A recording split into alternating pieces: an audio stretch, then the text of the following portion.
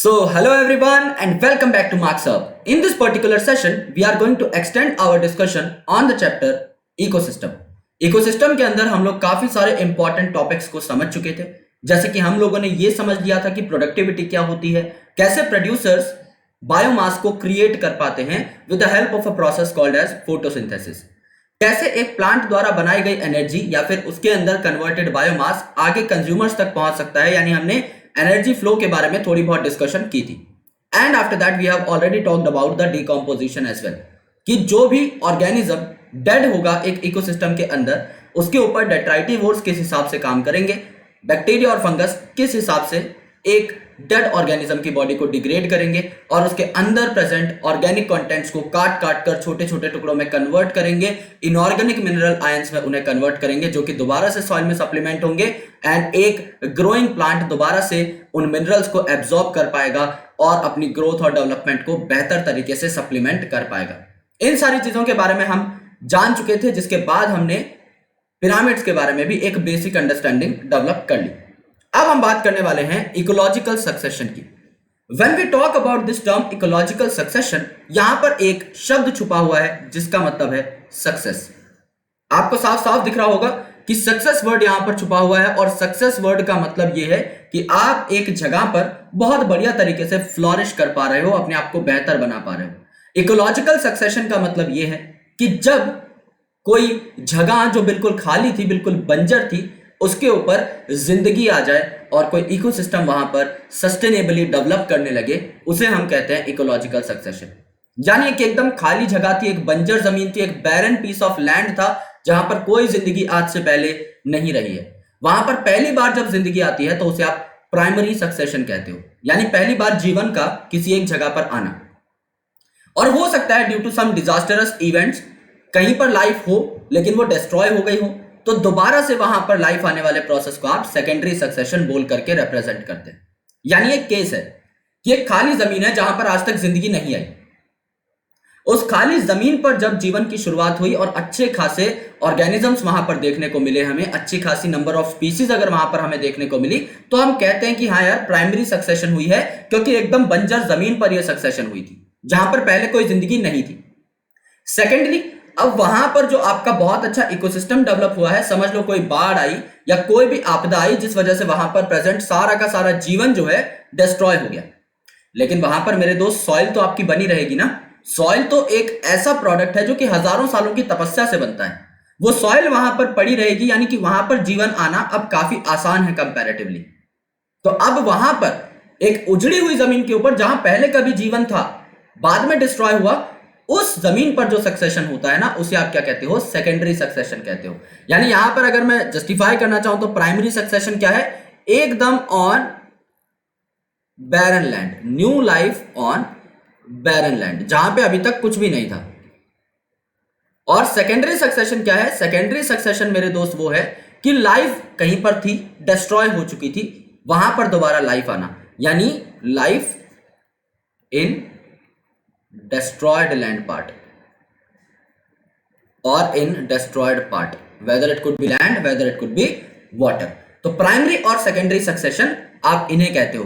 कौन सी फास्ट है, कौन सी स्लो है, कैसे स्पीसीज आपकी डिस्कवर होती हैं, या फिर उनका पैटर्न आप कैसे नोट कर सकते हो, ये सारी चीजें हम लोग डिस्कस करने वाले हैं in the ecological succession topic. So please make sure to be very very attentive, क्योंकि ये चीज समझना बहुत जरूरी है. सेकेंड इंपॉर्टेंट थिंग, यहां से क्वेश्चंस भी आते हैं, तो ऐसा नहीं है कि इस चीज को समझकर आप अपने दिमाग को बहुत ज्यादा कष्ट देंगे और आपको कोई फल नहीं मिलेगा. This is not true.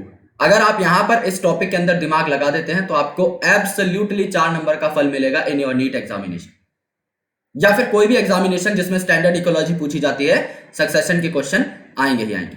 Now succession होता क्या है? Succession is gradual. ग्रेजुअल का मतलब ऐसा नहीं है अचानक से सब कुछ हो गया, कि कल तक कहीं पर बंजर जमीन थी और वहां पर एक रात के अंदर आप गए जस्ट टहलने के लिए, नानी के घर गए, वापस आए, तब तक देखा कि वहां पर बहुत सारा जो है काम हो चुका है, एक बढ़िया इकोसिस्टम एस्टेब्लिश हो चुका है. This is not the case. चीजें ग्रेजुअल होती हैं. ग्रेजुअल का मतलब है यहां पर स्टेज वाइज चीजें होती हैं, स्टेज वाइज चीजें होती हैं. जैसे आपकी एक हायरार्की है ना अल्फाबेट्स के अंदर, A B C D E, ए के बाद आपका बी ही आएगा, बी के बाद सी ही आएगा, सी के बाद डी ही आएगा, एक पर्टिकुलर सीक्वेंस में आप लोग चलते हैं। तो ये चीजें ग्रेजुअल होती हैं, सबको पता है कि सीक्वेंस क्या है, इसीलिए आप इन्हें कहते हैं दे आर प्रेडिक्टेबल ऑल्सो। जैसे मैं अगर यहां पर लिख दूं भाई ए है, बी है, सी है, यहां पर मैंने खाली छोड़ दिया और यहां पर मैंने लिख दिया ई, तो ये क्या होगा मेरे दोस्त, अब दुनिया का बच्चा बता देगा जिसने फर्स्ट क्लास तक की भी पढ़ाई की है कि भैया ये डी होगा। क्यों बता पा रहे हैं हम? क्योंकि ये एक सीक्वेंस है, ये एक ऑर्डर है, और सीक्वेंस और ऑर्डर को प्रेडिक्ट करना कोई बड़ी बात नहीं है। अगर आप इस सीक्वेंस से, ऑर्डर से वाकिफ हैं तो आप आसानी से बता देंगे कि कौन सी स्टेज आपकी मिसिंग है यहां पर। Same case is with ecological succession. सबसे पहले आपकी छोटी छोटी घासें आती हैं, राइट? अगर आप बढ़िया ऑर्गेनिजम्स की बात करें, अदरवाइज कोई भी कहीं पर भी स्टार्ट होती है आपकी लाइफ, तो आपको पता है सबसे पहले लाइकन्स आएंगे। लाइकन्स आते हैं, लाइकन आकर के क्या करते हैं, लाइकन आकर के वहां पर जो रॉक्स प्रेजेंट होते हैं इनके ऊपर अपनी एसिडिक सिक्रीशन को फेंक देते हैं, तो रॉक जो है वो टूटना स्टार्ट हो जाता है, and ultimately it used to get itself converted into soil. तो सॉइल की फॉर्मेशन स्टार्ट हो जाएगी। फिर सॉइल कहीं बह ना जाए, कहीं निकल ना जाए, नदी के किनारे किनारे ना हो चले, इसीलिए आपको सॉइल को बाइंड करने के लिए मैट बनाने पड़ते हैं। और जो सॉइल बाइंडिंग मैट है ये कौन बनाते हैं? ब्रायोफाइट बनाते हैं, राइट? ब्रायोफाइट में भी आपकी मॉसेस जो हैं ये बहुत बढ़िया मैट बनाते हैं। तो सबसे पहले कौन आएगा? पायनियर लाइकन आएगा, लाइकन के बाद मॉसेस आएंगे, फिर वहां पर छोटी छोटी घासें आना स्टार्ट होंगी, फिर वहां पर श्रब्स आना स्टार्ट होंगे, फिर वहां पर मीडियम हाइट के ट्रीज आना स्टार्ट होंगे, फिर वहां पर टॉलर हाइट के ट्रीज आना स्टार्ट होंगे। यानी ये क्या है? ये एक सीक्वेंस है, ये सक्सेशन एक ऑर्डर में काम करती है। और अगर आप उन ऑर्डर्स को, उन लेवल्स को जानते हैं तो आपको पता होगा कि अब कौन सी स्टेज आने वाली है। यानी कोई मुझे कह दे कि सर एक जगह पर आपका इकोलॉजिकल सक्सेशन शुरू हो चुका है, वहां पर लाइकन आ चुका है, वहां पर ब्रायोफाइट आ चुका है, अब क्या आएगा वहां पर? जाहिर सी बात है घासें आएंगी, हर्ब्स आएंगे। तो मैं कैसे बता सकता हूं? Because I know the sequence. मुझे ऑलरेडी सीक्वेंस पता है, दुनिया में हजारों सक्सेशन हुई है, जिससे मुझे आइडिया लग गया कि हर सक्सेशन किस हिसाब से मूव करती है। तो I can easily predict the change, कि अब क्या होने वाला है वो मुझे पता है। सिमिलरली अगर आप एक वीडियो गेम खेल रहे हो तो एक के बाद एक आप स्टेजेस को पार करते चले जाते हो, आप नेक्स्ट लेवल्स पे पहुंचते चले जाते हो। लेकिन अगर आप बिल्कुल मंजिल तक पहुंचकर भी आउट हो गए हो एक स्टेज पे, तो आपको स्टेज को दोबारा से स्टार्ट करना होता है। ये एकदम कॉमन सेंस है। समझ लीजिए आप कॉन्ट्रा खेल रहे हो, सुपर कॉन्ट्रा खेल रहे हो, लास्ट स्टेज है, 7th स्टेज है। अगर आप 7th स्टेज के एंड में भी आउट हो गए तो भी आपको स्टार्टिंग से स्टार्ट करना पड़ेगा, लाइफ अगर खत्म हो चुकी है तो, राइट? तो वहां पर क्या है कि अगर आपकी कोई कैलेमिटी आ जाती है, यानी अगर आपकी कोई आपदा आ जाती है, तो आप एक स्टेज पीछे हो जाते हो। यानी अगर मुझसे कोई बोले कि सर पहले लाइकन आए, फिर ब्रायोफाइट आए, फिर हर्ब्स आए, फिर श्रब्स आए, अब श्रब्स के आने पर ना कोई आपदा आ गई, तो इकोलॉजिकल सक्सेशन रुक गई और पीछे की साइड चली गई, यानी सब कुछ डिस्ट्रॉय हो गया, श्रब वगैरह। तो अब कौन सी स्टेज बची होगी? श्रब डिस्ट्रॉय हो गए, वो पिछली स्टेज पे आ जाएगी, हर्ब वाली स्टेज पे, उसे दोबारा हर्ब से स्टार्ट करना पड़ेगा। या फिर अगर ट्रीज वाली स्टेज तक हम लोग सक्सेशन से पहुंच चुके थे, तो ट्रीज अगर डिस्ट्रॉय हो चुके हैं तो श्रब लेवल पर हम पहुंच जाएंगे, श्रब से ट्री हमें दोबारा बनाना पड़ेगा। यानी अगर कोई कैलेमिटी आ जाती है तो हम प्रीवियस स्टेज पे आ जाते हैं इकोलॉजिकल सक्सेशन की। और अगर हम लोग बढ़ते जा रहे हैं, इवॉल्व होते जा रहे हैं टाइम के साथ, सक्सेशन करते जा रहे हैं, तो हम एक एडवांस स्टेज पर, फॉरवर्ड स्टेज पर पहुंच जाएंगे। तो ये फॉरवर्ड और बैकवर्ड हमें बहुत बेहतर तरीके से जानना है कि अगर सक्सेशन बढ़िया रेट पर चल रही है तो आप एक स्टेज फॉरवर्ड जाते जाएंगे, अगर सक्सेशन ठीक तरीके से नहीं हुई या फिर अगर कोई कैलेमिटी आ गई तो आप एक बैकवर्ड स्टेज पर भी फॉल कर सकते हैं। यानी आप नंबर के सीक्वेंस को समझिए, 1 2 3 4 5 6 7 8 9 10। अगर 10 में कोई कैलेमिटी आ गई ना तो आप 9th पे पहुंच जाएंगे, एक स्टेज पीछे हो जाएंगे आप, क्योंकि 10th में गड़बड़ हो चुकी है। 9th में कोई कैलेमिटी आ गई आप 8th पे पहुंच जाएंगे, 8th में कोई कैलेमिटी आ गई आप 7th पे पहुंच जाएंगे, एंड सो ऑन। और बढ़ेंगे भी आप इसी ऑर्डर में, 1 के बाद 2 ही आएगा, स्किप करके आप डायरेक्टली 3 पे नहीं जा सकते, फिर 2 के बाद 3 ही आएगा, देन 4 आएगा, 5 आएगा, 6 आएगा, 7 आएगा, 8 आएगा, एंड सो ऑन। यानी कि आप धीरे धीरे स्टेज बाय स्टेज बढ़ते चले जाते हैं, एंड स्टेज बाय स्टेज ही आप गिरते चले जाते हैं अगर कोई कैलेमिटी आती है तो ये सारी चीजें ग्रेजुअल होती हैं, इसीलिए बहुत स्लो होती हैं। स्लो इसलिए होती है मेरे दोस्त कि जहां पर भी आपको इकोलॉजिकल सक्सेशन करवानी है, जहां पर कोई भी लाइफ पहले नहीं रही है, वहां पर सबसे इंपॉर्टेंट काम होता है मिट्टी को बनाना। एंड मिट्टी को बनाना is not an easy process. ऐसा नहीं है कि आप रात को थोड़ा सा पानी डाल के चले गए पत्थर के ऊपर और सुबह तक आए तो आपको मिट्टी बनी हुई मिल गई। It is really not the case. यहां पर आपको हजारों सालों तक का भी टाइम लग सकता है। अगर आप एक बड़े पत्थर, एक बड़े शिलाखंड को देखें तो यहां पर इन पत्थर के अंदर एनवायरमेंटल इफेक्ट्स के कारण क्रैक्स डेवलप होते हैं। अब यहां पर कोई क्रैक आ गया समझ लो। अब इस क्रैक के अंदर क्या होगा, इस क्रैक के अंदर पानी भर जाएगा, राइट। बारिश होती है, इनिशियल टाइम पे बहुत बारिश होती थी, बारिश हुई, पानी भर गया अंदर। अब पानी भर गया है दिन में इस क्रैक के अंदर, और रात को आपका टेम्परेचर कम होगा। टेम्परेचर कम होगा तो वाटर आइस में कन्वर्ट होगा, और आइस की volume is more as compare to that of water. ये एक्सपेरिमेंट तुम सबने बचपन में किया होगा। कोई भी कोल्ड ड्रिंक की बोतल उठाओ, उसको एकदम नेक तक पानी से भर दो, जितना पानी भर सकते हो ना उतना पानी भर दो ढक्कन के लेवल तक, और ढक्कन को कर दो बंद, और बोतल को रख दो फ्रिज में। अगले दिन जब तुम देखोगे 8-9 घंटे उसे फ्रीजर में रखने के बाद कि तुम्हारी बोतल साइड से फट चुकी है। क्यों? क्योंकि आपने फुल 100% वॉल्यूम वाटर की भर दी थी। तो आप आइस के पास तो ग्रो करने के लिए स्पेस है नहीं, तो वो साइड में ग्रो करना स्टार्ट कर देती है, क्योंकि आइस की वॉल्यूम ज्यादा है तो बॉटल फट जाती है। और ये तुम आज भी करके देख सकते हो। मैंने काफी बॉटल्स फाड़ी है ऐसे, और उसके बाद हम लोग कोशिश करते थे कि थोड़ा सा कम बॉटल को भरें, जिससे कि स्कूल में बर्फ वगैरह ले जा सके। सो ये काम एक तो करना है हमें। दूसरी इंपॉर्टेंट चीज, यहां पर भी सेम केस होगा। जब पानी भर गया आपके क्रैक के अंदर, और रात को मेरे भाई जब वो पानी भरा हुआ है, जब वो जमेगा तो आइस की वॉल्यूम बढ़ेगी, आइस की वॉल्यूम बढ़ेगी तो क्रैक और डीप हो जाएगा, क्रैक और डीप हो जाएगा। फिर इस डीप क्रैक में पानी भरेगा दिन के टाइम, रात में बर्फ जमेगी, क्रैक और डीप हो जाएगा। फिर उस क्रैक के अंदर पानी भरेगा, बर्फ जमेगी, क्रैक और डीप हो जाएगा। यानी ये पत्थर 2 टुकड़ों में टूटने में ही, महज एक बड़ा पत्थर 2 बड़े बड़े टुकड़ों में टूटने में ही सालों का वक्त लगा सकता है। तो फिर ये 2 पत्थर और छोटे छोटे टुकड़ों में टूटेंगे सेम इसी मैकेनिज्म से, जिसे आप बोलते हैं वेदरिंग ऑफ रॉक। फिर आप इन्हें और छोटे छोटे टुकड़ों में तोड़ेंगे, और छोटे छोटे टुकड़ों में तोड़ेंगे, तब जाकर ये फाइनली सॉइल में कन्वर्ट होंगे, और तब जाके वेजिटेशन आपकी एक जगह पर आ पाएगी। तो यहां पर मेरे दोस्त, ये जो नेचुरल प्रोसेस हो रहा है आपका आइस का, या फिर आपके लाइकन्स वगैरह काम कर सकते हैं यहां पर, वो भी एसिड सिक्रीट करते हैं जिससे पत्थर थोड़ा जल्दी टूटे, लेकिन अल्टीमेटली तब भी हजारों साल का वक्त आपको बहुत आराम से लग जाएगा सिर्फ सॉइल बनाने में, और सॉइल के बाद तो वेजिटेशन स्टार्ट होगी।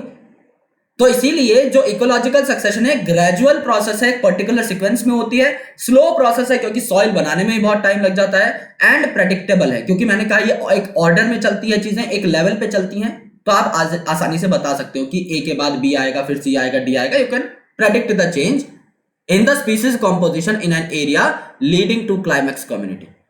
जब आप किसी भी फिल्म को देखते हैं तो एंड का जो सीन होता है ना, उसे आप क्लाइमैक्स कहते हैं। क्लाइमैक्स मतलब ग्रैंड फिनाले एकदम। यहां पर भी जब आपकी इकोलॉजिकल सक्सेशन बढ़िया तरीके से हो जाएगी ना, जब ग्रैंड फिनाले आ जाएगा, जब एक जंगल बन चुका है, वहां पर बहुत बढ़िया वेजिटेशन आ चुकी है, उसे आप कहते हैं climax community. Climax community equilibrium में रहती है एनवायरनमेंट के साथ, क्योंकि क्लाइमैक्स कम्युनिटी क्या दिखाती है आपको, एक स्टेबल इकोसिस्टम दिखाती है। क्लाइमैक्स कम्युनिटी बन चुकी है जिसकी प्रोडक्टिविटी बहुत हाई है, बड़े बड़े पेड़ आ चुके हैं एक जगह के ऊपर, प्रोडक्टिविटी इनकी हाई है, तो जो भी एनिमल्स एक सराउंडिंग के अंदर रहते हैं उनको बढ़िया तरीके का एनवायरनमेंट एज वेल एज उनको फूड प्रोडक्ट्स प्रोवाइड कर सकती है क्लाइमैक्स कम्युनिटी। अलग अलग एनिमल्स, अलग अलग प्लांट, अलग अलग इंसेक्ट, अलग अलग माइक्रोब बढ़िया तरीके से एक कम्युनिटी के फॉर्म में इंटरेक्ट करते हैं एक दूसरे से।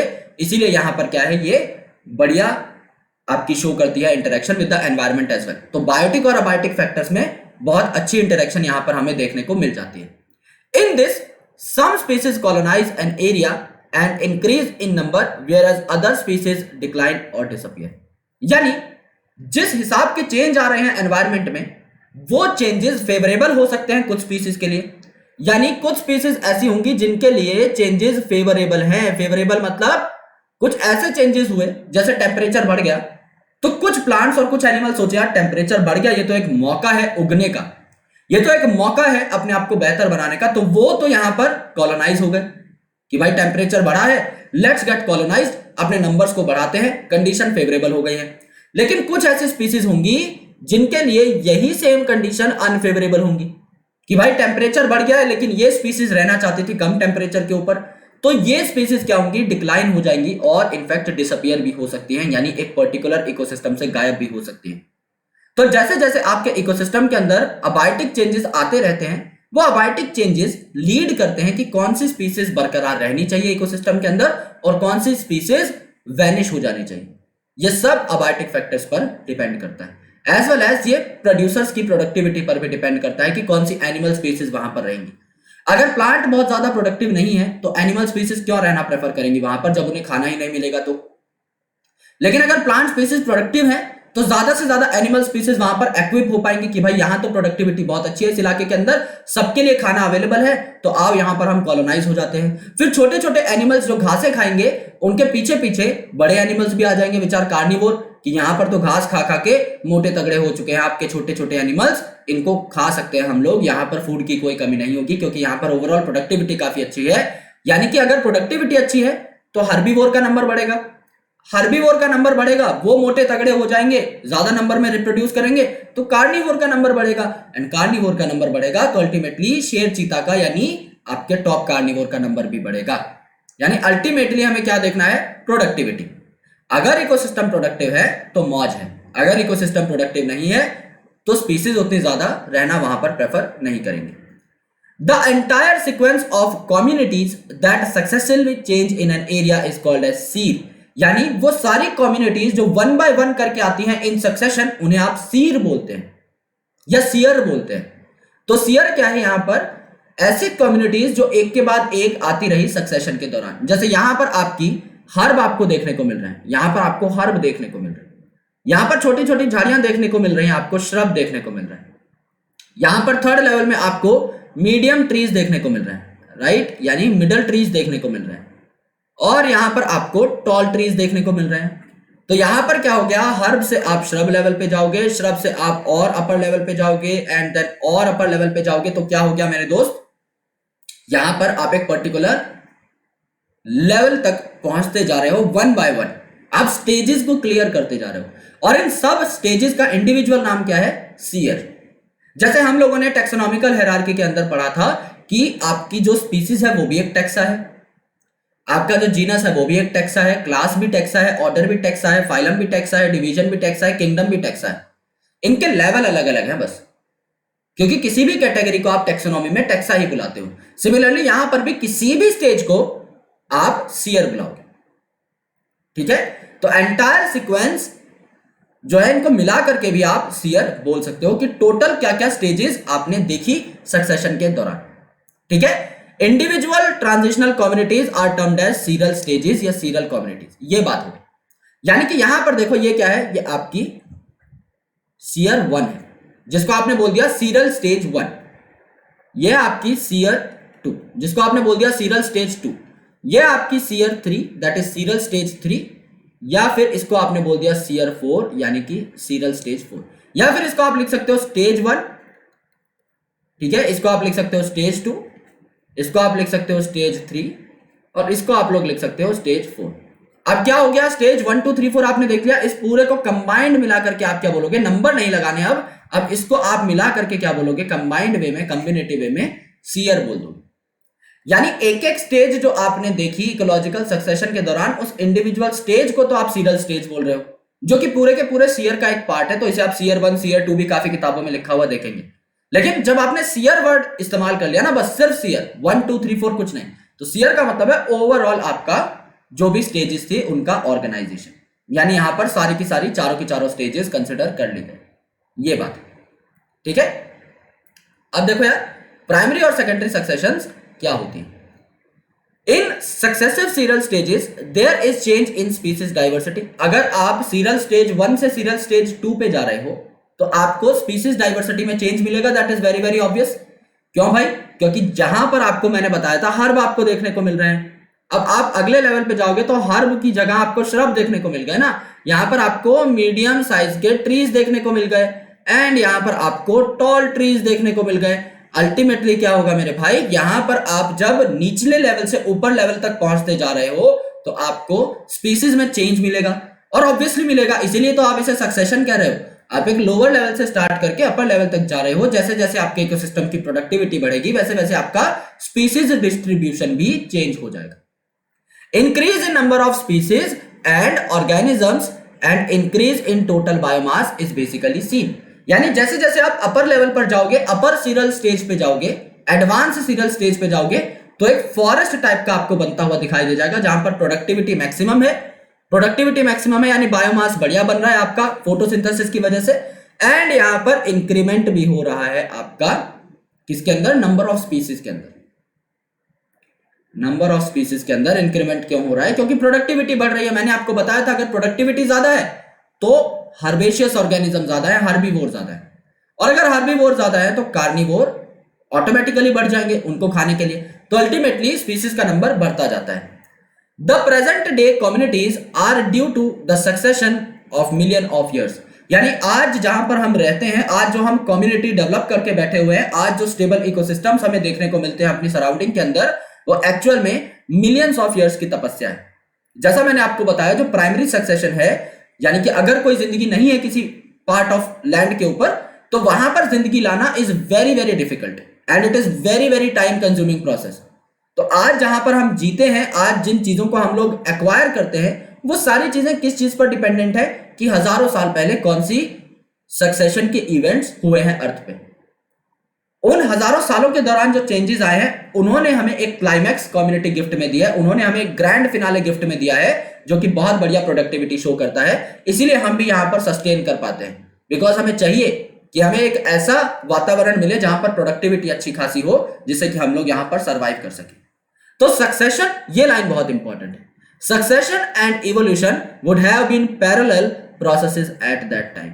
एट दैट टाइम मतलब जब इनिशियल टाइम की बात हो रही है, तो इनिशियल टाइम पर दुनिया में क्या है, दुनिया में लाइफ भी नहीं थी, और इनिशियल टाइम पर कोई स्पीसीज भी नहीं थी। तो जब एकदम पहले की आप बात कर रहे हैं, जब लाइफ धीरे धीरे ओरिजिनेट होना स्टार्ट हुई है अर्थ के ऊपर, जब वेजिटेशन धीरे धीरे ओरिजिनेट होना स्टार्ट हुई है, उस टाइम पर क्या हम कह सकते हैं सक्सेशन और इवोल्यूशन पैरेलली चल रहे हैं? बिल्कुल कह सकते हैं। क्यों कह सकते हैं, इस बात को बहुत गौर से सुनना। सक्सेशन का मतलब क्या है, एक एकदम खाली बंजर जमीन थी, उस बंजर जमीन के ऊपर लाइकन्स आए, पत्थरों को तोड़ना स्टार्ट कर बैठे, पत्थरों को तोड़ करके सॉइल बनाई, मैट बनाए आपके ब्रायोफाइट ने, हर्ब्स आए, श्रब्स आए, ट्रीज आए, यानी कि धीरे धीरे धीरे धीरे आपका क्लाइमैक्स कम्युनिटी का फॉर्मेशन होना स्टार्ट हो गया। धीरे धीरे हम लोग एक सीरियल स्टेज से दूसरी सीरियल स्टेज पर पहुंचते गए, तीसरी पर, चौथी पर, एंड इस प्रकार से हमने सक्सेशन को कंप्लीट किया। इसी दौरान, क्योंकि अर्थ पर लाइफ तो है नहीं, इसी दौरान क्या हुआ, अलग अलग एनिमल स्पीसीज भी उन कम्युनिटीज में रहने के लिए आई। यानी अगर धीरे धीरे सीरियल स्टेजेस डेवलप हो रही हैं, प्रोडक्टिविटी धीरे धीरे बढ़ रही है, तो अलग अलग एनिमल्स भी कोशिश करेंगे कि हम इन प्लांट्स के साथ रहें, एक गठबंधन हम लोग बना ले, कोलैबोरेशन हम लोग कर ले, कि एनिमल से भी कोई ना कोई फायदा प्लांट को हो जाए। प्लांट से तो न्यूट्रिएंट्स मिल ही जाएंगे एनिमल्स को, तो एनिमल साथ रहने लग गए जहां जहां उन्हें प्रोडक्टिविटी देखने को मिली। फिर अल्टीमेटली प्रोडक्टिविटी जैसे आपकी बढ़ी नेक्स्ट सीरियल स्टेज पे, कि श्रब से अगर आपके ट्रीज बन गए, तो ट्रीज की प्रोडक्टिविटी एंड बायोमास प्रोडक्शन का रेट और ज्यादा है, तो वहां पर और अच्छे अच्छे एनिमल्स आने लगे, और अच्छे अच्छे एनिमल्स आने लगे, तो उनके पीछे पीछे और ज्यादा एनिमल्स आने लगे, एंड अल्टीमेटली धीरे धीरे लाइफ का इवोल्यूशन भी होने लगा, एंड धीरे धीरे सक्सेसिव इवेंट तो इकोलॉजी के अंदर होने ही लगे। यानी जब बिल्कुल लाइफ नहीं थी ना अर्थ के ऊपर, तब आप कह सकते हैं कि सक्सेशन भी हो रहा है, वेजिटेशन भी बढ़ रही है, एंड इवोल्यूशन भी हो रहा है। चीजें बदलते हुए सीरियल स्टेज के साथ खुद को बदलने का प्रयास भी कर रही हैं, खुद को चेंज करने की एक कोशिश भी कर रही है। That is what we need to understand. Succession जो है यहां पर फिर दो टाइप की हो सकती है। पहली प्राइमरी सक्सेशन, यानी वो ऐसी जगह पर होगी जहां पर एकदम बैरन लैंड है, कोई लाइफ पहले नहीं थी, no life earlier, no life earlier, कोई जिंदगी नहीं थी। लेकिन दूसरा कहां होगा, यहां पर लाइफ थी बट डिस्ट्रॉयड, पर किसी आपदा के कारण डिस्ट्रॉयड हो गई। ये चक्कर है, ठीक है। तो प्राइमरी सक्सेशन और सेकेंडरी सक्सेशन को अब देख लेते हैं, एक कंपैरेटिव एनालिसिस करके समझ लेते हैं। प्राइमरी सक्सेशन ऐसी जगह पर होगा जहां पर कोई लिविंग ऑर्गेनिज्म कभी भी नहीं था, यानी जिंदगी में पहली बार वहां पर लाइफ आने वाली है, फर्स्ट टाइम कोई चीज हो रही है, तो primary succession is the correct word for it. For example newly cooled lava, नया नया लावा जो है ठंडा हुआ है, तो अब लावा में यानी आग में तो लाइफ होगी नहीं। जब एकदम लावा जो आया वो ठंडा हुआ है जस्ट, तो उस पर लाइफ के अब थोड़े बहुत आसार है, तो अब पहली बार वहां जिंदगी आएगी। बेयर रॉक, एक पत्थर है जो अभी तक सॉइल में ही कन्वर्ट नहीं हुआ है, उस पर लाइफ आपको कैसे देखने को मिल सकती है? तो यहां पर एक बेयर रॉक जो है, इसे हमें कन्वर्ट करना है इनटू सॉइल, तब जाके वहां पर वेजिटेशन आएगी। न्यूली क्रिएटेड पॉन्ड और रिजर्वायर, यानी कोई ऐसी जगह है जहां पर आपका छोटा सा कोई डिप्रेशन है, छोटा सा कोई खड्डा है, उसके अंदर लाइफ अभी तक नहीं आई है, पहली बार वहां पर बस पानी भर गया, अब उस पानी के अंदर हमें लाइफ लानी है। So before a biotic community is established, इससे पहले वहां पर कोई बहुत बढ़िया बायोटिक कम्युनिटी आए, प्लांट्स रहने लगे, एनिमल्स रहने लगे, there must be formation of fertile soil, soil का बनना जरूरी है, क्योंकि आपको पता है सॉइल के ऊपर ही वेजिटेशन ग्रो करेगी, प्लांट्स ग्रो करेंगे और उन प्लांट्स को देखकर ही वहां पर एनिमल्स आएंगे।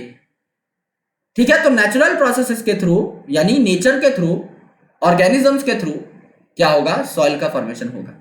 सो प्राइमरी सक्सेशन इसीलिए एक स्लो प्रोसेस है, क्योंकि यहां पर सॉइल बनने में ही थाउजेंड्स ऑफ ईयर्स लग जाते हैं। सॉइल फॉर्मेशन जो है सिर्फ इसी के अंदर अगर आप देखेंगे तो थाउजेंड्स ऑफ ईयर्स लग जाते हैं, थाउजेंड्स ऑफ ईयर्स लग जाते हैं, ये बात है। दैट्स व्हाई प्राइमरी सक्सेशन आपकी काफी स्लो होती है और एक यूनिफॉर्म पेस पे चलती रहती है। लेकिन सेकेंडरी सक्सेशन क्या है? अब सेकेंडरी सक्सेशन में क्या है, आपको बार बार सॉइल बनाने की जरूरत नहीं है। सॉइल आपकी एक बार बन चुकी थी प्राइमरी सक्सेशन के दौरान, राइट? प्राइमरी सक्सेशन जब हुई तो इनिशियल इवेंट्स में क्या हुआ था, सॉइल ही बन रही थी। तो सॉइल जब आपकी बन चुकी है तो सेकेंडरी सक्सेशन में बार बार सॉइल बनाने की कोई आवश्यकता नहीं है, इसीलिए सेकेंडरी सक्सेशन थोड़ा सा फास्ट होता है as compare to that of primary succession, क्योंकि इसे सॉइल दोबारा नहीं बनानी। So the succession taking place in an area after existed organisms are lost, यानी यहां पर पहले जिंदगी पाई जा रही थी, बट वो जो जिंदगी है अब डिस्ट्रॉय हो चुकी है due to any kind of calamity और any kind of disaster. For example abandoned farmlands जहां पर आपके पेड़ पौधे या फिर अच्छी खासी क्रॉप थी, उसको आपने अगर काट दिया है तो वहां पर अब कोई खास लाइफ नहीं है, लेकिन सॉइल वहां पर मौजूद है। बर्न्ड और कट फॉरेस्ट, पहले आपको पता है झूम खेती की जाती थी। झूम खेती में क्या था, एक जगह जाओ जहां पर आपको क्रॉप उगानी है, कल्टीवेशन करनी है, वहां पे सारे के सारे पेड़ दरख्तों को काट दो और उनको जला दो, जंगल पूरा का पूरा साफ हो जाएगा और जो जली हुई राख है वो इनऑर्गेनिक न्यूट्रिएंट्स का काम करती हैं, जो कि सॉइल के अंदर सप्लीमेंट हो जाती है और उस सॉइल को फर्टाइल बना देती है। यानी कुछ ऑर्गेनिजम्स या कुछ ह्यूमंस जहां पर भी जाएंगे वहां पर सीधा सीधा पेड़ों को काट देंगे, आग लगा देंगे एंड एक बढ़िया फॉरेस्ट को, एक एस्टेब्लिश्ड फॉरेस्ट को क्रॉप लैंड के अंदर कन्वर्ट करेंगे। तो अगर आप फॉरेस्ट को कट कर देते हो या जला देते हो तो वहां पे जो लाइफ है वो सारी डिस्ट्रॉय हो जाएगी। अगर कहीं पर बहुत खतरनाक बाढ़ आ जाती है तो वहां पर जो भी लाइफ थी डिस्ट्रॉय हो जाएगी। यानी पहले जिंदगी थी, प्राइमरी सक्सेशन हो चुकी है, वहां पर स्टेबल आपकी क्लाइमैक्स कम्युनिटी आ चुकी थी, लेकिन अब वहां पर क्या है, दोबारा से कोई ना कोई आपदा आ गई। या समझ लो सक्सेशन हो रही थी, प्राइमरी सक्सेशन, सॉइल वॉइल बन चुकी है, धीरे धीरे आप 1 बाय 1 लेवल बढ़ रहे हैं, आप एक एक सीरियल स्टेज को पार करते जा रहे हैं, लेकिन बीच में कोई आपदा आ गई तो भी आपका लाइफ जो है सारी की सारी डिस्ट्रॉय हो सकती है। Since some soil sediments are present, succession is faster than primary succession. Since यहां पर सेडिमेंट्स प्रेजेंट है, यहां पर सॉइल आपकी प्रेजेंट है, तो ये फास्टर होता है succession as compare to that of primary succession. यहां पे क्योंकि हमें किसी टेंशन की जरूरत नहीं है, बार बार सॉइल नहीं बनानी पड़ेगी। The species that invade depend on the condition of soil and availability of water. यहां पर क्योंकि सॉइल पहले से है, तो अगर यहां पर थोड़ी सी भी वेजिटेशन स्टार्ट हो चुकी है ना, तो एनिमल यहां पर भाग भाग कर आना स्टार्ट कर देते हैं, क्योंकि यहां पर वेजिटेशन होना बहुत ईजी है।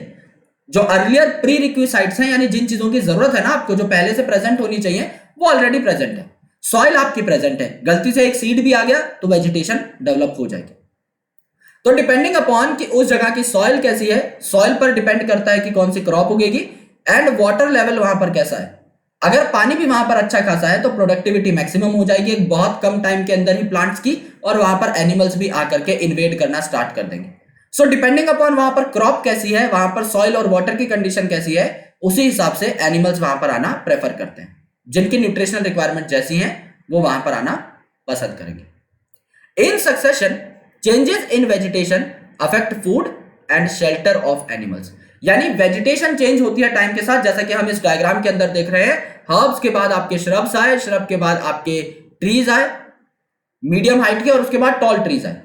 तो यहां पर क्या है मेरे दोस्त, यहां पर आप देखते हो कि सक्सेशन में क्या है, वेजिटेशन जो है ना वो धीरे धीरे चेंज हो रही है, और वेजिटेशन चेंज होगी तो जो खाना है उसकी मात्रा और खाने का जो बेसिक टेस्ट है या जो बेसिक चीजें बन रही हैं वो बहुत डिफरेंट हो सकती है, राइट? कहीं पर इनिशियली हर्ब्स से कोई घासें उग रही थी, आगे चल के टमाटर उगने लग गए, लेट से आगे चल के कोई और सब्जी उगने लग गई, तो वेजिटेशन में चेंजेस आ रहे हैं। तो एनिमल के रहने खाने के नियमों में भी थोड़े बहुत चेंजेस आएंगे। Thus, as succession proceed, the number and type of animals and decomposers also change. क्योंकि सब कुछ जो मैंने आपको बताया था वो सारा का सारा प्लांट प्रोडक्टिविटी पर डिपेंड करता है। अगर प्लांट आपका बढ़िया प्रोडक्टिव है तो उसके पीछे पीछे बहुत सारे हजारों किस्म के हर्बीवोर आ जाएंगे कि भाई यहां तो प्लांट बहुत अच्छा खाना बनाता है, ये तो हम सबकी भूख प्यास मिटा देगा, चलो यहां पर रहना स्टार्ट कर देते हैं। अगर वहां पर हजारों किस्म के हर्बीवोर आ जाएंगे तो कार्निवोर भी आ जाएंगे कि भाई अब यहां पर हम रह सकते हैं क्योंकि हर्बीवोर बहुत सारे हैं तो इनके ऊपर हम फीड कर सकते हैं। तो अल्टीमेटली उनका नंबर भी बढ़ेगा और उनकी जो स्पीसीज है उनमें चेंजेस भी आते रहेंगे। अगर आपने क्रॉप को चेंज कर दिया है तो जो हर्बीवोर वहां पर आएंगे वो भी उस क्रॉप को देखकर आएंगे, तो हर्बीवोर चेंज हो गए, और हर्बीवोर को देख करके जो कार्निवोर आएंगे वो भी चेंज हो गए। यानी टाइम के साथ सक्सेशन की स्टेजेस के दौरान जो चीजें होती रहती हैं वो बदलती रहती हैं और ये बदलाव बहुत जरूरी है। दिस बदलाव is very very important. Natural और ह्यूमन इंड्यूस्ड डिस्टर्बेंसेस, यानी काफी डिस्टर्बेंसेस हैं जो आपको पीछे घसीट कर ला सकती हैं। यानी जैसा मैंने आपको बताया, आप सीरियल स्टेज 1 से सीरियल स्टेज 2 पे गए, 3 पे गए, 4 पे गए, लेकिन अगर कोई कैलेमिटी आ गई बीच में, कोई डिजास्टर आ गया, तो आप वापस भी तो आ जाओगे ना, आप अर्लियर स्टेज पर पहुंच जाओगे। तो चाहे कोई ह्यूमन इंड्यूस्ड डिस्टर्बेंस हो, चाहे आपकी कोई नेचुरल डिस्टर्बेंस हो, यानी कोई नेचुरल कैलेमिटी हो, जैसे कि डिफॉरेस्टेशन है, तो ये तो ह्यूमंस भी करते हैं, ऑब्वियसली बहुत ज्यादा मात्रा में ह्यूमंस ही करते हैं। अभी आज के दिन में जितना भी डेजर्टिफिकेशन हो रहा है, जितने भी नॉर्मल ग्रास लैंड्स को, फॉरेस्ट को डेजर्ट में कन्वर्ट कर दिया जा रहा है, वहां के सारे पेड़ काट कर, ये ह्यूमंस ही तो कर रहे हैं अपने फायदे के लिए। वो पेड़ों को काट करके उनको अलग अलग प्रोडक्ट्स बनाने के लिए इस्तेमाल करते हैं, मेडिसिनल प्रोडक्ट बनाने के लिए इस्तेमाल करते हैं, कंस्ट्रक्शन मटेरियल बनाने के लिए इस्तेमाल करते हैं, टिम्बर वुड को इस्तेमाल करते हैं फर्नीचर वगैरह बनाने के लिए। पेड़ जो है काटे जा रहे हैं और क्रॉप लैंड बना दिया जा रहा है आपका उस पार्ट को जहां पर पेड़ कभी थे। तो पेड़ काट करके जमीन को साफ किया, वहां पर खेती करना चालू कर दे रहे हैं, तो इससे जंगलों को तो हार्म पहुंच रहा है ना। तो ह्यूमन डिस्टर्बेंसेस जो है, जैसे डिफॉरेस्टेशन है या फॉरेस्ट फायर है, अभी आपने कुछ दिन पहले रिसेंट किस्सा सुना होगा बुश फायर का इन द ऑस्ट्रेलिया। तो ये जो फायर्स है ये नेचुरली भी लग सकती है, काफी बार बहुत ज्यादा स्कॉचिंग सन होता है जिस वजह से जंगलों में आग लग जाती है, बहुत ही भयानक आग लग जाती है, जिससे लगभग वहां के सारे ऑर्गेनिजम्स डिस्ट्रॉय हो जाते हैं। आपने काफी सारे फेसबुक पोस्ट भी देखे होंगे। फिर उसके बाद जब ऑस्ट्रेलिया में बारिश आई थी तो लोग पूरी दुनिया में बहुत ज्यादा खुश हुए थे कि एटलीस्ट नेचर ने हमारी बात सुन ली, क्योंकि अगर उस टाइम पर बारिश नहीं आती तो शायद एक बहुत बड़ा जंगल का पार्ट और उसके अंदर के सारे एनिमल्स झुलस के मर जाते। तो जो फायर है या डिफॉरेस्टेशन है, ये आपके पर्टिकुलर सीरियल स्टेज को अर्लियर स्टेज में कन्वर्ट कर देते हैं, यानी कि एक स्टेप पीछे ले आते हैं। यानी आप आगे बढ़ रहे हैं स्टेज 1 से 2 पे, 3 पे, 4 पे, अब वापस भी आ सकते हैं, 4 से 3 पे, 3 से 2 पे, 2 से 1 पे एंड सो ऑन। ठीक है। They create new condition that encourage some species and discourage or eliminate other species. अब आप एक स्टेज पीछे आ चुके हैं। अब आप एक स्टेज अगर पीछे आ चुके हैं तो क्या आपकी प्रोडक्टिविटी वही रहेगी जो पहले थी? The answer is no. पहले प्लांट स्पीसीज अलग थी, अब प्लांट स्पीसीज अलग है, आप एक स्टेज पीछे आ चुके हो, यानी कि प्लांट की प्रोडक्टिविटी में आए हैं बदलाव। अगर प्लांट की प्रोडक्टिविटी में बदलाव आए हैं तो क्या हर हर्बेशियस जो ऑर्गेनिज्म थे वो उन्हें वैसे ही खाएंगे? हर्बेशियस ऑर्गेनिज्म मतलब जो हर्बीवोर थे, ओके, हर्बेशियस एक गलत टर्म हो जाएगी यहाँ पे एनिमल्स के लिए। जो हर्बीवोर थे, अगर आपकी प्रोडक्टिविटी चेंज हो गई है प्लांट की, तो क्या हर्बीवोर सेम रहेंगे? नहीं। कुछ चीजें होंगी जो सपोर्ट की जाएंगी बाय नेचर कि हाँ यार आपके लिए कंडीशंस फेवरेबल हो चुके हैं, अब आप ग्रो कर लीजिए।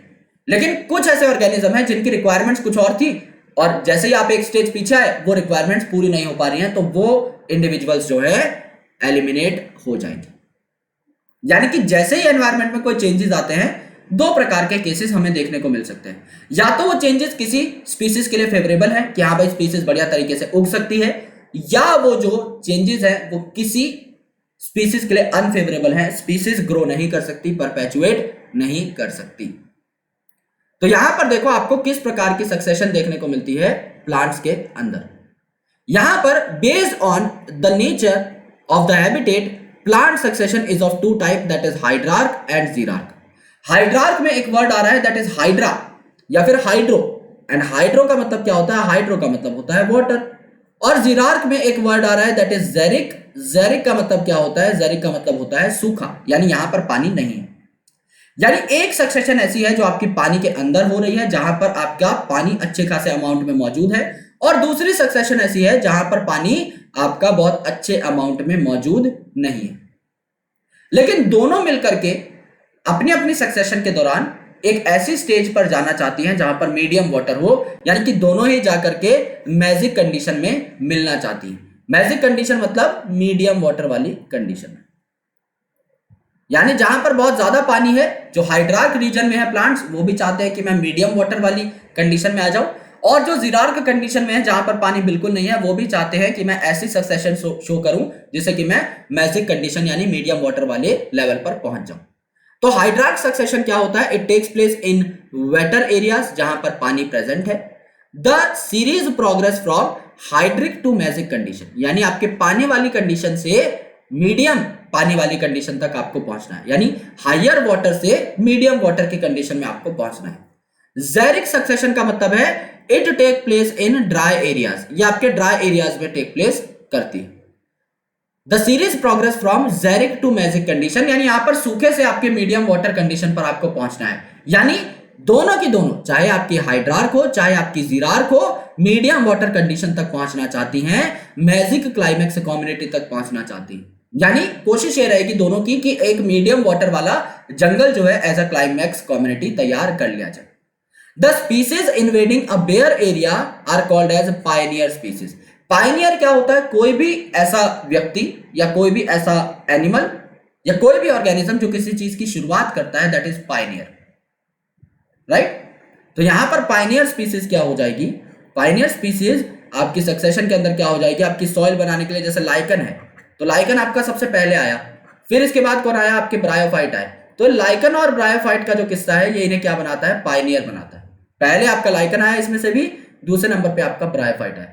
तो सबसे पहले जो आए ना, एक खाली एरिया के ऊपर सक्सेशन करने के लिए उन्हें आप क्या बोल रहे हैं? पायनियर स्पीसीज बोल रहे हैं। फिर ये पायनियर स्पीसीज वहां पर ग्रो करेंगी और वेजिटेशन बढ़ेगी, उन्हें देखकर और एनिमल आएंगे, और वेजिटेशन बढ़ेगी और एनिमल आएंगे, और प्रोडक्टिविटी और बायोमास बढ़ेगा और एनिमल आएंगे, एंड क्लाइमेक्स कम्युनिटी डेवलप हो जाएगी जहां पर बढ़िया number of animal and plant species आपको देखने को मिलते हैं।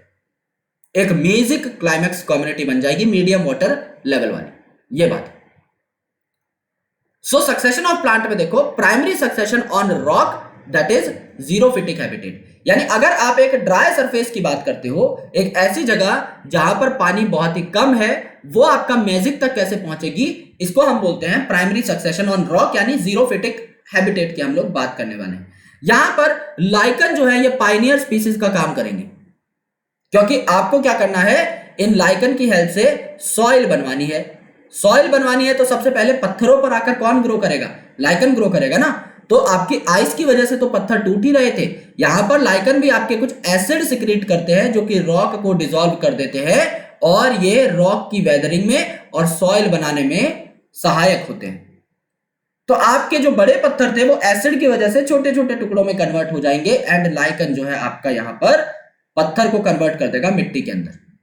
लाइकन जो है, इसके बाद आपके स्मॉल प्लांट लाइक ब्रायोफाइट यहां पर आएंगे, जिनको सिर्फ थोड़ी सी अमाउंट ऑफ सॉइल चाहिए, और ये जो ब्रायोफाइट है ये भी यहां पर सॉइल बाइंडर का काम करते हैं, ये सॉइल को बहने नहीं देते।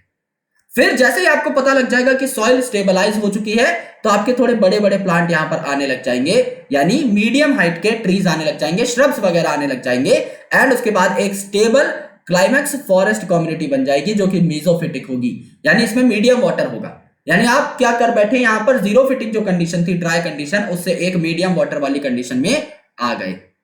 जो क्लाइमेक्स कम्युनिटी है, it remains stable as long as environment remains unchanged, यानी जब तक एनवायरमेंट आपका स्टेबल चीजें पोर्ट्रे कर रहा है, तब तक आपकी क्लाइमेक्स कम्युनिटी भी स्टेबल रहेगी। जब तक कोई आपदा नहीं आएगी, इस क्लाइमेक्स कम्युनिटी का कोई कुछ नहीं बिगाड़ पाएगा। प्रोडक्टिविटी क्योंकि यहां पर मैक्सिमम है, पेड़ों की हाइट लेंथ एकदम बढ़िया है, तो अच्छे तरीके से ग्रो करती रहेंगी विदाउट एनी डाउट।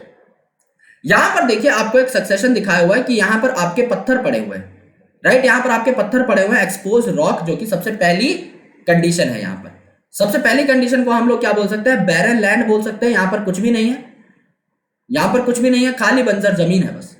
फिर क्या हुआ? यहां पर लाइकन आ गए, और लाइकन आ गए जो कि पायनियर थे, एंड इसके बाद कौन आ गए? मॉसेज आ गए। ठीक है, लाइकन आए जिन्होंने पत्थर को तोड़ के मिट्टी में कन्वर्ट करना स्टार्ट कर दिया, एंड में यहां पर क्या है? मॉसेज आए जिन्होंने डेंस मैट बना लिए सॉइल के ऊपर, जो सॉइल को बहने ना दे, हम जो भी सॉइल बनी है वो वहां पर प्रेजेंट रहे। अगली जो आपकी स्टेज थी, इसमें क्या हुआ? छोटे छोटे हर्ब और श्रब आए, यानी कि आपकी घासें और झाड़ियां वगैरह आई। फिर आपके हीथ मैट आए यानी कि आपके श्रब थोड़े और बड़े हो गए। देन आपके यहाँ पर ट्रीज आए जैसे जैक पाइन है, ब्लैक स्प्रूस है, ओके, इस प्रकार के ट्रीज आपके आए। देन आगे आप देखेंगे आपका बाल्सम का ट्री आया, फर का ट्री आया, पेपर बर्च आया, व्हाइट स्प्रूस आया, फॉरेस्ट कम्युनिटी आपकी डेवलप हो गई। यहां से आपको क्या पता लगता है कि टाइम के साथ आपकी ये जो क्लाइमैक्स कम्युनिटी की फॉर्मेशन हुई है, कौन सा फॉरेस्ट है, ये कॉनिफेरस फॉरेस्ट है। सर कैसे पता लगा? भाई पेड़ों के नाम देख लो ना, पाइन है, जैक पाइन, स्प्रूस है, बाल्सम है, कॉनिफर्स के नाम आ रहे हैं ना, तो कॉनिफेरस फॉरेस्ट यहां पर बन गया, कॉनिफेरस फॉरेस्ट यहां पर बन गया। तो इनिशियली आपके पाइनियर स्पीसीज आए यानी कि लाइकन, उसके बाद मॉसेज आए, उसके बाद हर्ब्स आए, श्रब्स आए, मीडियम साइज के ट्रीज आए, जैक पाइन वगैरह, और फिर टॉल साइज के ट्रीज आए, बाल्सम, फिर वगैरह। तो अल्टीमेटली ये क्या कर बैठे, पायनियर से सॉइल बनाई और कॉनिफेरस फॉरेस्ट यानी क्लाइमैक्स कम्युनिटी तक पहुंच गए।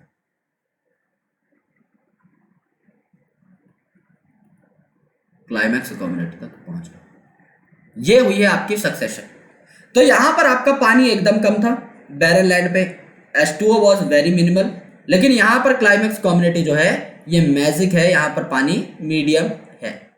तो आप क्या करते हैं, जब एक बैरन लैंड को कन्वर्ट करते हैं इनटू द मैजिक कम्युनिटी, तो पानी आपका एकदम लो से मीडियम लेवल तक पहुंच जाता है। अब सक्सेशन अगर आप देखोगे वाटर के अंदर, तो केस आपका थोड़ा डिफरेंट है।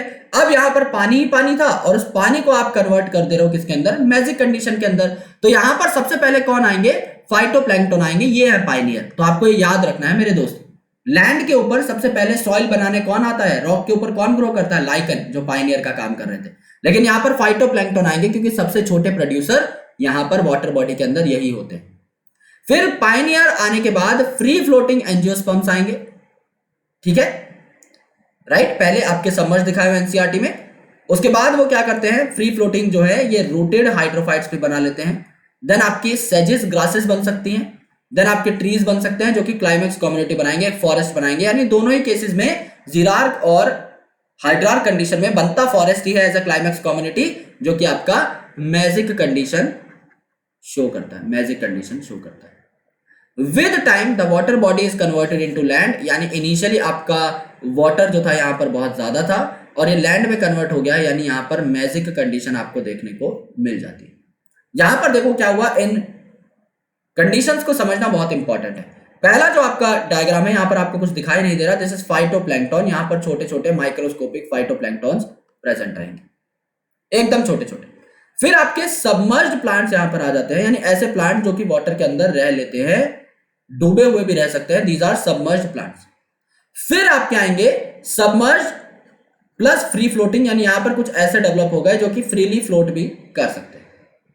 फिर आपकी आर फॉर आई reed swamp stage. Reed swamp stage मतलब यहां पर जो आपके प्लांट का लेवल है ना, ये आपका वाटर लेवल तक पहुंच चुका है, यानी नीचे जो ग्रो कर रहे थे ये इतने लेवल पे आ चुके हैं कि जितना वाटर का सरफेस है वहां तक ये दिखने लग जाए। देन आपकी मार्श मियाडो स्टेज। मार्श मियाडो स्टेज में जो ये आपके प्लांट्स थे ये वाटर लेवल से ऊपर जा चुके हैं, ये वाटर लेवल से ऊपर जा चुके हैं। एंड यहां पर स्क्रब स्टेज आ जाती है। स्क्रब स्टेज में क्या हो जाएगा, स्क्रब स्टेज में आपका यहां पर एक छोटा सा डिप्रेशन जरूर देखने को मिल रहा है, वाटर बॉडी का डिप्रेशन तो है, लेकिन यहां पर थोड़े मीडियम साइज के ट्रीज आ चुके हैं, मीडियम साइज के ट्रीज आ चुके हैं, स्कैटर्ड है, ठीक है, स्कैटर्ड है, पूरा भर भर के नहीं आए हैं अभी तक, फॉरेस्ट नहीं बना है। और आगे अगर आप देखेंगे तो आपको डिप्रेशन जमीन पे दिखाई नहीं देगी, डिप्रेशन गायब हो चुकी है, सारा आपका यूनिफॉर्म पार्ट ऑफ लैंड बन चुका है एंड यहां पर आपका डेंस फॉरेस्ट आ चुका है, ठीक है। तो आपको कौन से 3 स्टेज याद करनी है, सिर्फ आरएमएस, ओके, आरएमएस। आरएमएस का मतलब है रीड स्वैम्प, देन आपका मार्श मियाडो एंड देन स्क्रब। क्या किया आपने यहां पर, इनिशियली फाइटोप्लैंक्टन्स प्रेजेंट थे, यहां पर देख लेते हैं हम लोग गौर से। इनिशियली फाइटोप्लैंक्टन्स प्रेजेंट थे जो कि आपको नहीं दिखाई दे रहे हैं। देन आपके सबमर्ज्ड प्लांट्स प्रेजेंट थे यहां पर जो कि पानी के अंदर डूबे हुए हैं। देन आपके यहां पर फ्री फ्लोटिंग प्लांट्स प्रेजेंट है सबमर्ज के साथ साथ। देन ये जो सबमर्ज प्लांट्स थे थोड़े ऊपर आ जाएंगे, वाटर लेवल तक पहुंच जाएंगे, that is reed swamp stage.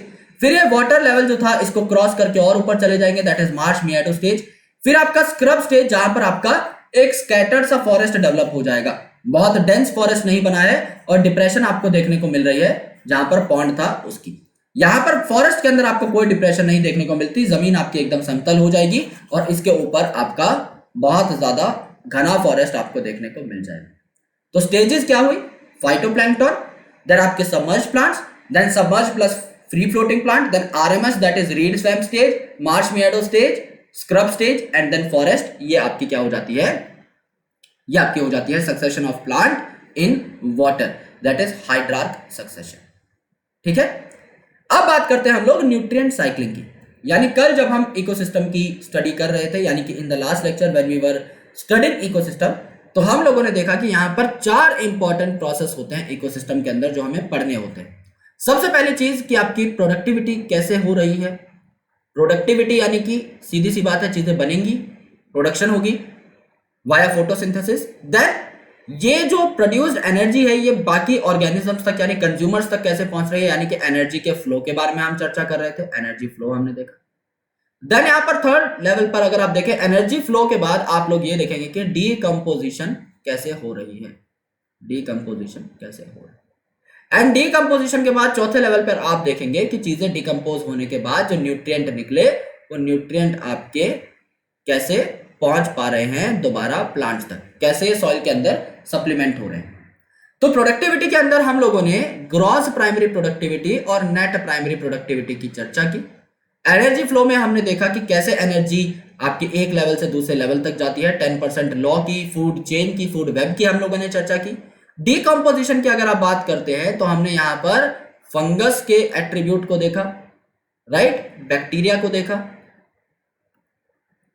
और भी काफी सारे इंडिविजुअल्स को हमने देखा जैसे अर्थवर्म वगैरह जो डीकंपोजिशन में हेल्प कर रहे हैं। काफी सारे प्रोसेसेस के नाम भी हमने यहां पर पढ़े जैसे कि आपका कैटाबॉलिज्म हो गया, लीचिंग हो गया, फ्रेगमेंटेशन हो गया, ह्यूमिफिकेशन हो गया, राइट, न्यूट्रिएंट साइक्लिंग हो गई। तो फाइनली हमने जो पढ़ा वो आपका मिनरलाइजेशन के बाद जो एक्चुअल न्यूट्रिएंट साइक्लिंग होगी ये हमें पढ़ना है। बेसिक डेफिनेशन हमारी क्लियर है कि अगर आपका कोई ऑर्गेनिक कंपोनेंट है, अगर वो टूट रहा है inorganic component with the help of decomposers, तो इनऑर्गेनिक कंपोनेंट आपके कहां चले जाते हैं? सॉइल में चले जाते हैं।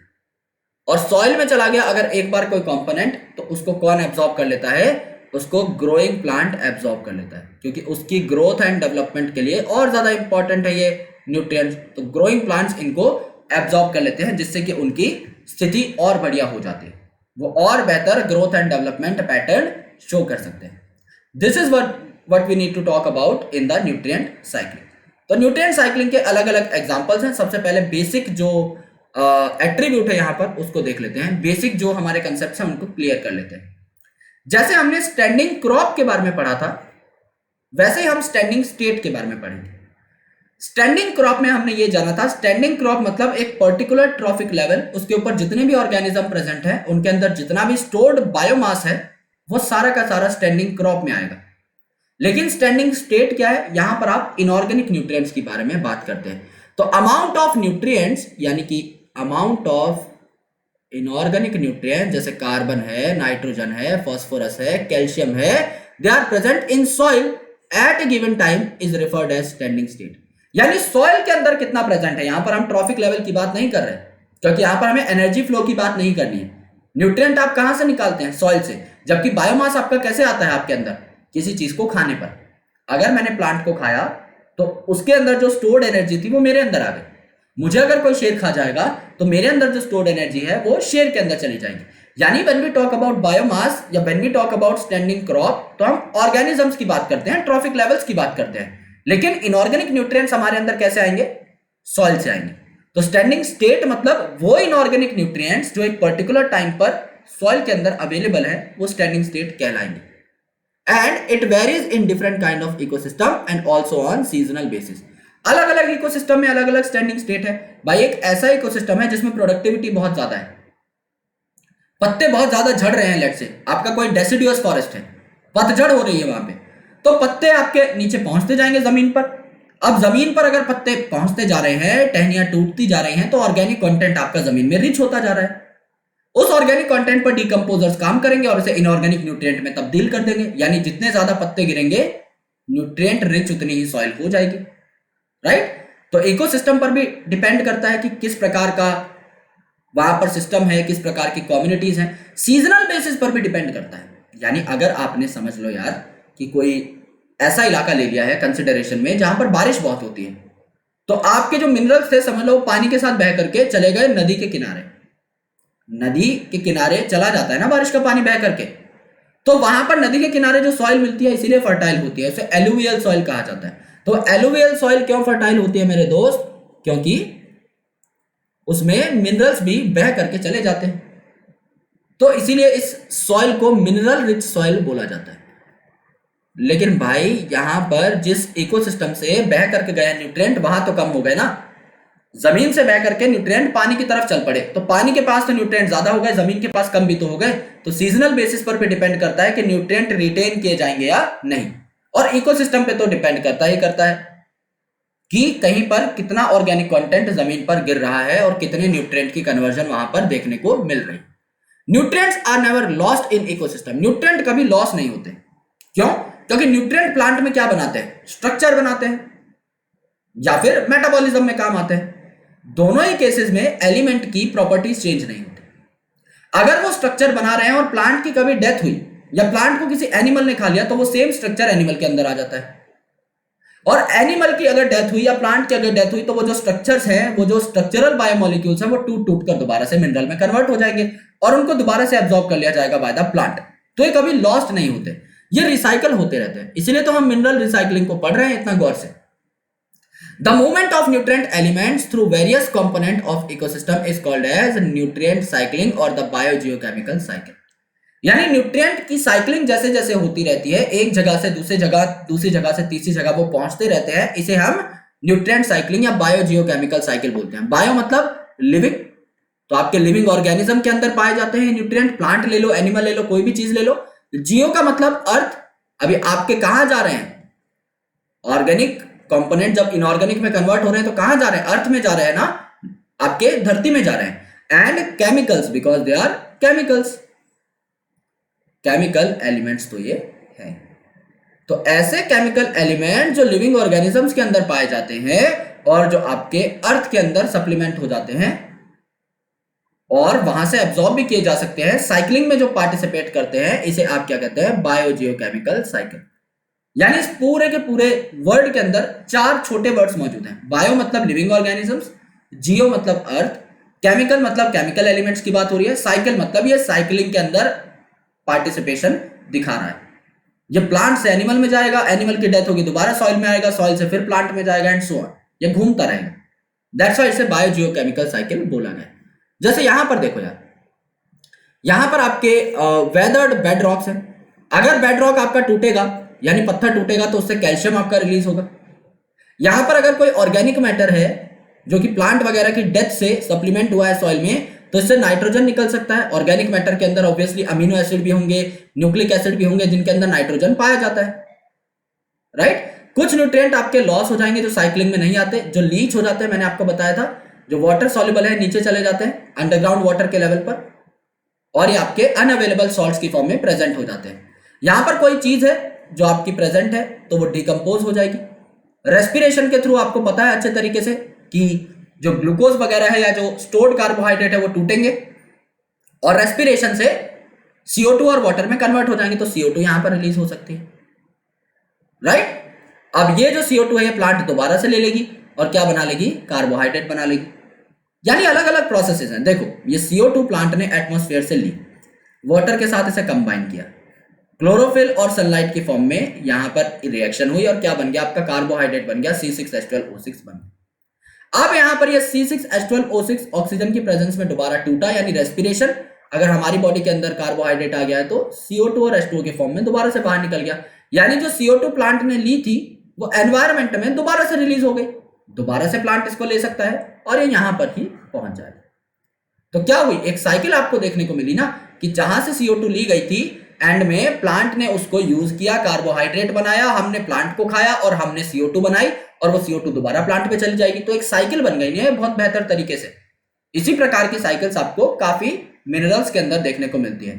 जैसे कि मिनरल न्यूट्रिशन चैप्टर के अंदर आप नाइट्रोजन साइकिल को बखूबी देख चुके हैं कि कैसे आपका जो डाई नाइट्रोजन है, N ट्रिपल बॉन्ड N है, अब ये तो बहुत स्ट्रॉन्ग है यार, 3 ट्रिपल बॉन्ड है और तीनों के तीनों कोवेलेंट है, so it do have a very great strength. इसको तोड़ना इतना आसान नहीं है।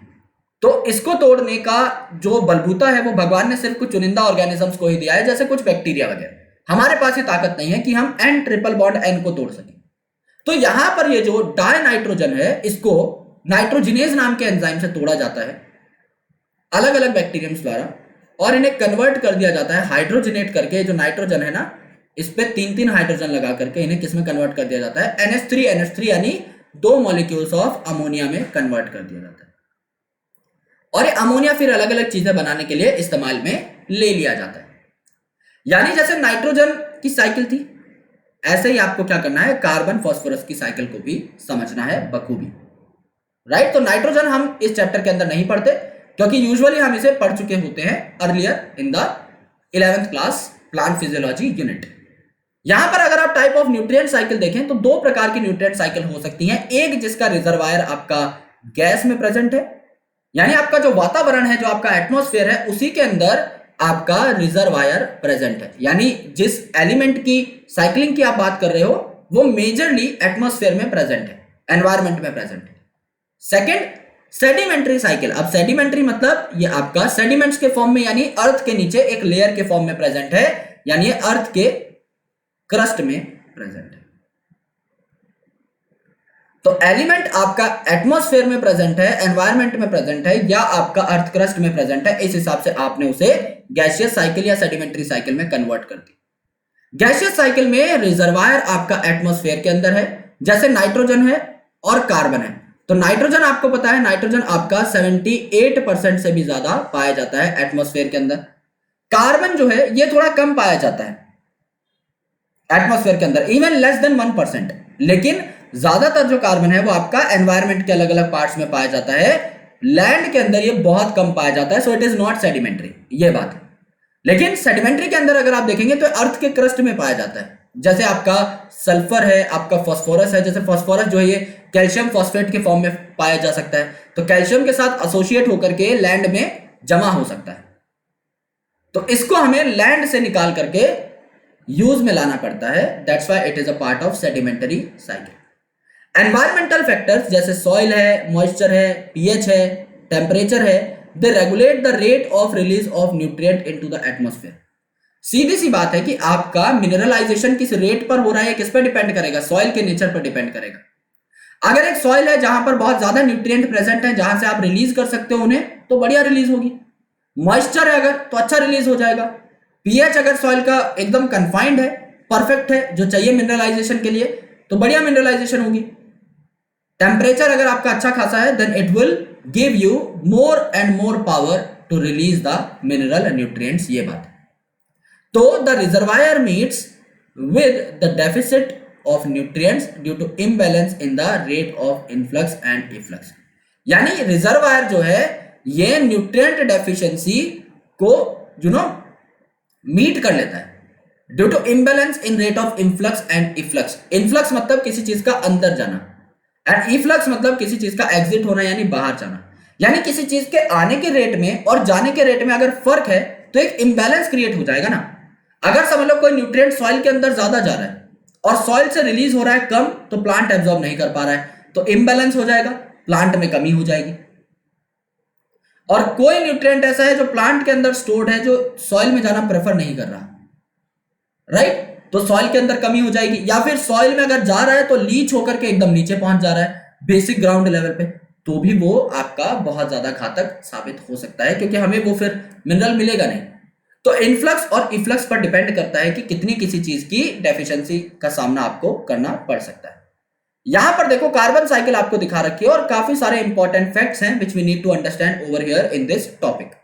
सबसे पहली चीज कि रिजर्वायर कौन है, कार्बन का। अब कार्बन कैसी साइकिल थी, एक गैसियस साइकिल थी, राइट। नाइट्रोजन और कार्बन हमने देखा गैसियस साइकिल है।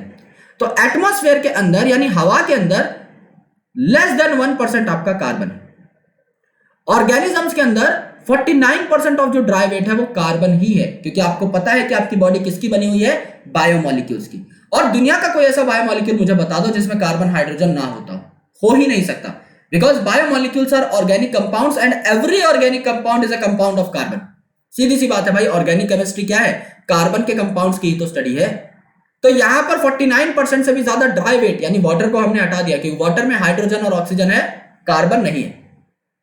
तो आप अपने 70% भार को तो पहले हटा दो, वाटर अगर आपने रिमूव कर दिया है, बचा हुआ जो ड्राई वेट है ना, उसका लगभग 50% के आसपास आपका कार्बन बनाता है। ओशंस के अंदर, यानी हमने बोला था एनवायरमेंट के अंदर रिजर्वायर है इसका, तो ओशन के अंदर 71% डिसॉल्व्ड कार्बन है। ये मेन रिजर्वायर का काम करते हैं। It regulate the amount of atmospheric CO2, fossil fuel etcetera. यानी फॉसिल फ्यूल में भी कार्बन मिलता है। जब आप फॉसिल फ्यूल्स को बर्न करते हैं तो कार्बन रिलीज होता है, कार्बन एमिशन आप उसे बोलते हैं। इसलिए कहा जाता है कि जब आप गाड़ी चलाते हो, पेट्रोल को बर्न करते हो, डीजल को बर्न करते हो, कन्वेंशनल फ्यूल्स को बर्न करते हो, तो आप पॉल्यूशन फैला रहे हो, क्योंकि कार्बन उससे रिलीज होगा, उसके अंदर कार्बन स्टोर्ड है। तो यहां पर जो ओशन है वो मेन रिजर्वायर का काम करती है। वाटर जो है यहां पर मेन कार्बन प्रेजेंट है, जो कि एटमॉस्फेयर तक भी कार्बन आपका पहुंचाता रहता है, राइट। तो अमाउंट ऑफ एटमॉस्फेरिक CO2 को भी रेगुलेट कर सकता है ओशन का कार्बन। अब carbon cycling occurs through atmosphere, ocean and through living and dead organism, क्योंकि मेन कहां पर प्रेजेंट है, एटमॉस्फेयर में 1%, ओशन में आपका मोर देन 70% यानी 71%, एंड आपका ऑर्गेनिज्म में 49% के आसपास ये प्रेजेंट है। तो अगर हमारी डेथ हो जाती है लेट्स से इन सब केसेस, तो हमारे अंदर का भी जो कार्बन है वो टूट टूट के जाता रहता है अर्थ में। तो हम लोग भी इस साइकिल का बहुत इंपॉर्टेंट पार्ट है।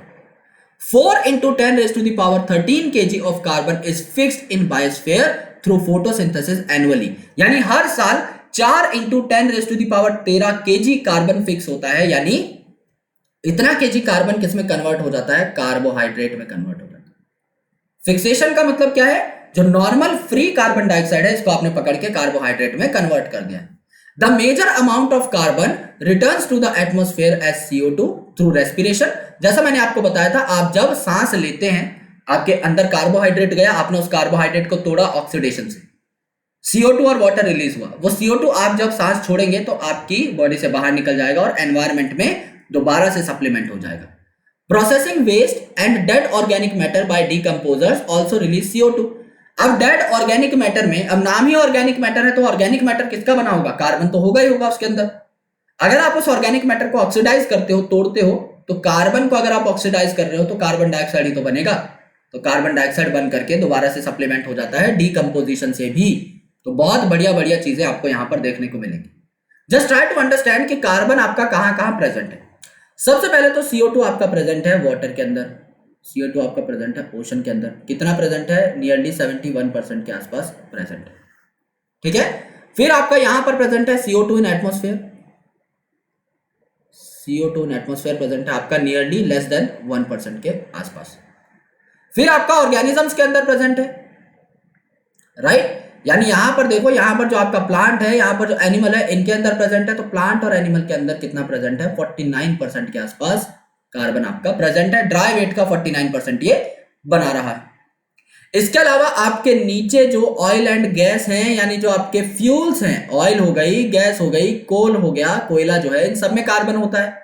प्लस आपके नीचे जो रिजर्वायर के फॉर्म में आपके प्रेजेंट हो सकते हैं, जैसे लाइमस्टोन एंड डोलोमाइट। तो यहां पर क्या होता है, कैल्शियम कार्बोनेट आपके पाया जाता है। कैल्शियम कार्बोनेट में भी तो कार्बन है ना दोस्त, यहां पर भी तो कार्बन हो गया। तो कुछ कार्बन आपका सॉल्ट के फॉर्म में जमा हो जाता है नीचे, अर्थ के नीचे। तो ये क्या हो जाता है, इनएक्सेसिबल हो जाता है, इनएक्सेसिबल हो जाता है।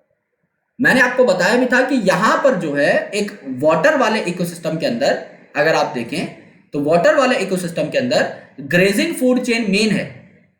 DFC जो थी, डेट्राइटस वाली जो फूड चेन थी, वो यहां पर बहुत मेन नहीं है। क्यों, क्योंकि काफी सारे ऐसे ऑर्गेनिक कंपाउंड है जमीन के अंदर स्टोर हो जाते हैं, तो उनको आप कैसे ही तोड़ करके दोबारा साइकिल के अंदर ले पाओगे, नहीं ला पाओगे। तो इसीलिए इनएक्सेसिबल हो जाते हैं काफी बार, इनको आपको बहुत जद्दोजहद से निकालना पड़ता है। तो यहां पर लाइमस्टोन एंड डोलोमाइट है, जहां पर कार्बन आपका हो सकता है। ऑयल एंड गैस यानी फ्यूल्स के अंदर हो सकता है, कोल के अंदर हो सकता है।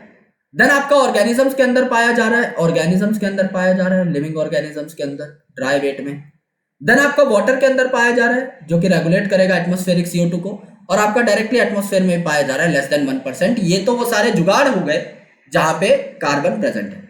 अब इनका इस्तेमाल कैसे किया जाएगा वो हम काले पेन से देख लेते हैं। आपका जो CO2 है एटमॉस्फेयर में, ये आपका टेरेस्ट्रियल फूड चेन में एक बहुत अच्छा पार्टिसिपेंट बन जाएगा।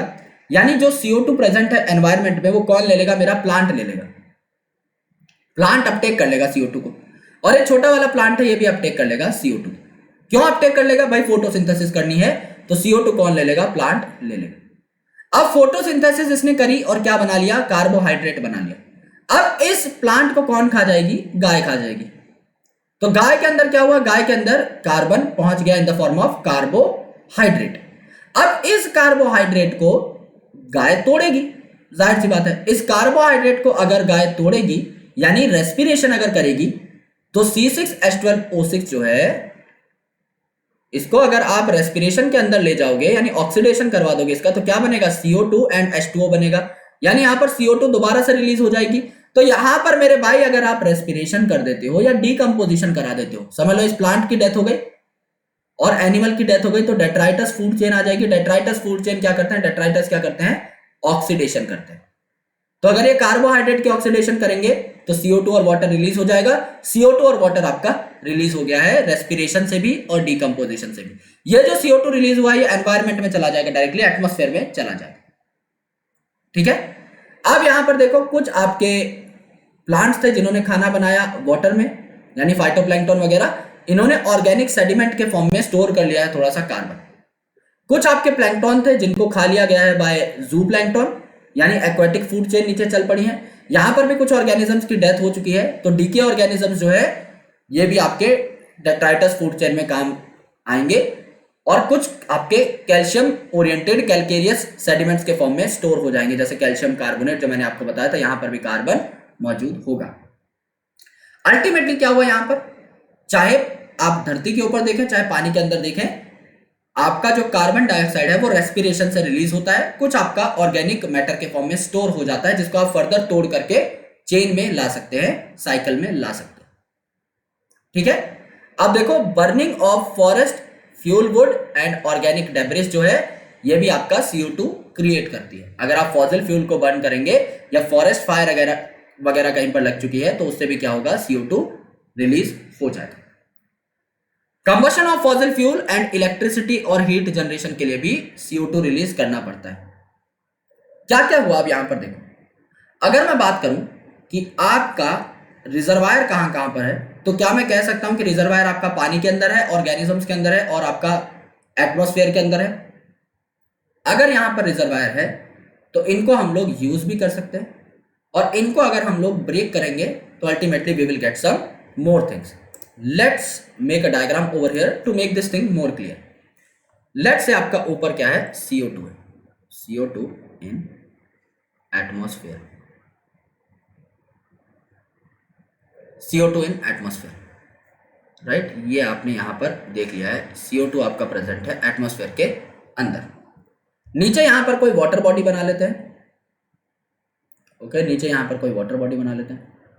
अब ये वाटर बॉडी जो है, इस वाटर बॉडी के अंदर क्या प्रेजेंट है, CO2 प्रेजेंट है।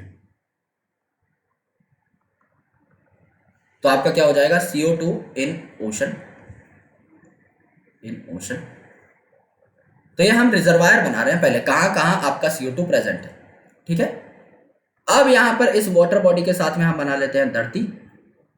तो ये जो धरती है, इस धरती के अंदर काफी सारी चीजें पाई जा सकती है, राइट। ये जो धरती है इसके अंदर क्या पाए जा सकते हैं, फॉसिल फ्यूल पाए जा सकते हैं, फॉसिल फ्यूल पाए जा सकते हैं, ऑयल है, गैस है, कोल है, ये सारी चीजें पाई जा सकती हैं। तो यहां पर भी CO2 आपको अच्छी मात्रा में देखने को मिलेगा, CO2 आपका बढ़िया मात्रा में देखने को मिलेगा। एंड देन यहां पर इस धरती के ऊपर ऑर्गेनिजम्स हैं, इन ऑर्गेनिजम्स में भी आपको देखने को मिलेंगी सारी की सारी चीजें। So let's make a plant over here. यहां पर हम एक प्लांट की बात कर लेते हैं। तो ये आपका प्लांट हो जाएगा, और इसके बगल में हम लोग बना लेते हैं एक एनिमल यानी एक गाय वगैरह हम बना लेते हैं। थोड़ी सी अजीब सी बन जाए तो मुझे माफ़ कर देना, इतना प्रो नहीं हूं मैं गाय बनाने में, कोई खासा एक्सपीरियंस मेरा है नहीं, बट हाँ ठीक ठीक बन गई है, लग रही है मतलब गाय। ठीक है, ये आपकी गाय बन गई। ठीक है, यहां पर आंखें बना देते हैं। ठीक है, ये आपकी गाय बन चुकी है। अब आपका इन दोनों के अंदर क्या है, इन दोनों के अंदर भी आपका ड्राई वेट जो है, इस ड्राई वेट का 49% क्या है, कार्बन। यानी ये भी जब डेड होंगे तो आपका कार्बन यहाँ पर रिलीज हो सकता है। अब देखो क्या हुआ, एक पेन ले लेते हैं येलो कलर का, उसी से पूरी की पूरी मार्किंग हम लोग करेंगे। CO2 एटमॉस्फेयर में है, CO2 एटमॉस्फेयर से ले लिया है आपका प्लांट ने। अगर प्लांट ने CO2 ले लिया है तो क्या करेगा ये प्लांट? फोटोसिंथेसिस करेगा। प्लांट करेगा फोटोसिंथेसिस। फोटोसिंथेसिस से जो प्रोडक्टिविटी बनी उसको खा लिया किसने? एनिमल ने खा लिया।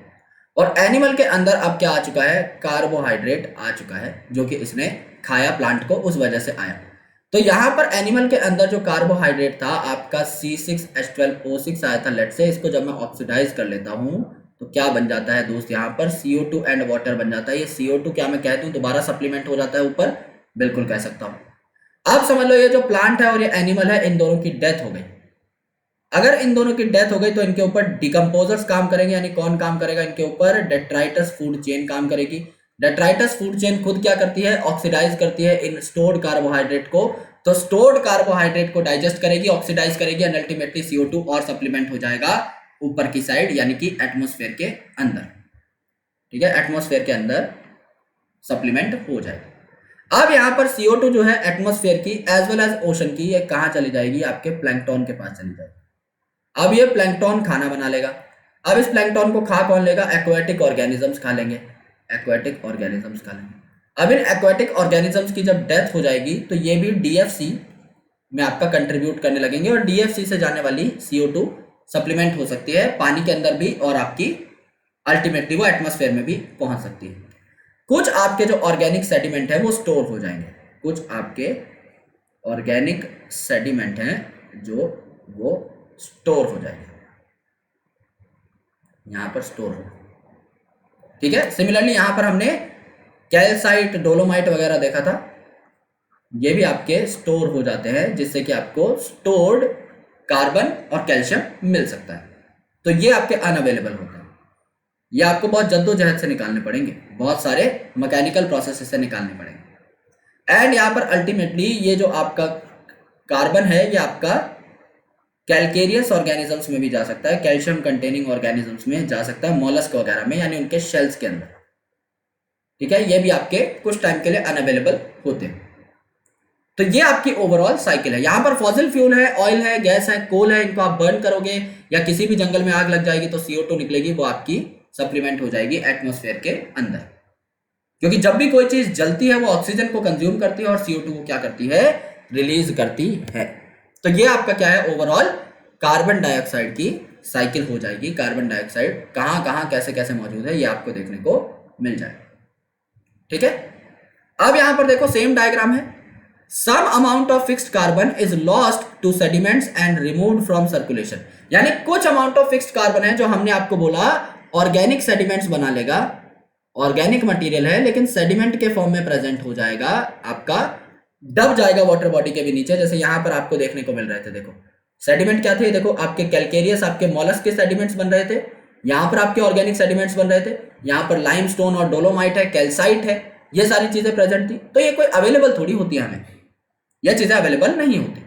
बर्निंग ऑफ वुड, जब आप लकड़ी जलाते हो, फॉरेस्ट फायर में जब फॉरेस्ट जलता है, जब ऑर्गेनिक मैटर आपका बर्न होता है, कंबस्ट होता है, फॉसिल फ्यूल, वोल्केनिक एक्टिविटी या अदर सोर्सेज, कोई भी चीज जब जलती है तो CO2 रिलीज होती है एटमॉस्फेयर के अंदर। Role of human activity in carbon cycle, अगर हम डिफॉरेस्टेशन करते हैं, डिफॉरेस्टेशन अगर हो गई तो पेड़ कट गए, पेड़ अगर कट गए तो जो CO2 है जिसको वो फिक्स करके अपनी बॉडी के अंदर स्टोर कर रहे थे, CO2 को कन्वर्ट कर रहे थे इनटू कार्बोहाइड्रेट, वो नहीं हो पाई। अगर हम फॉसिल फ्यूल बहुत ज्यादा जलाते हैं, पेट्रोल डीजल ऑयल का बहुत ज्यादा इस्तेमाल करते हैं तो CO2 का इंक्रीमेंट बढ़ जाता है, यानी इसका लेवल बढ़ जाता है इन एटमॉस्फेयर, लेकिन इसको हम यूज नहीं कर पा रहे हैं क्योंकि कौन यूज करता है CO2 को? प्लांट तो हमने पहले ही काट दिया डिफॉरेस्टेशन से, वो तो हमारा पहला वर्ड था।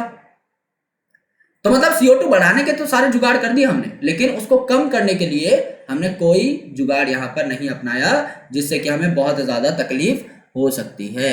इसीलिए हमें क्या है कि कार पूल करनी चाहिए। अगर आपको कहीं जाना ही है, किसी ऐसे दोस्त का सहारा लो जो सेम जगह पर जाता है, आपके साथ डेली अप डाउन कर सकता है, कार पूलिंग करो, शेयरिंग बेसिस पे जाओ, राइट?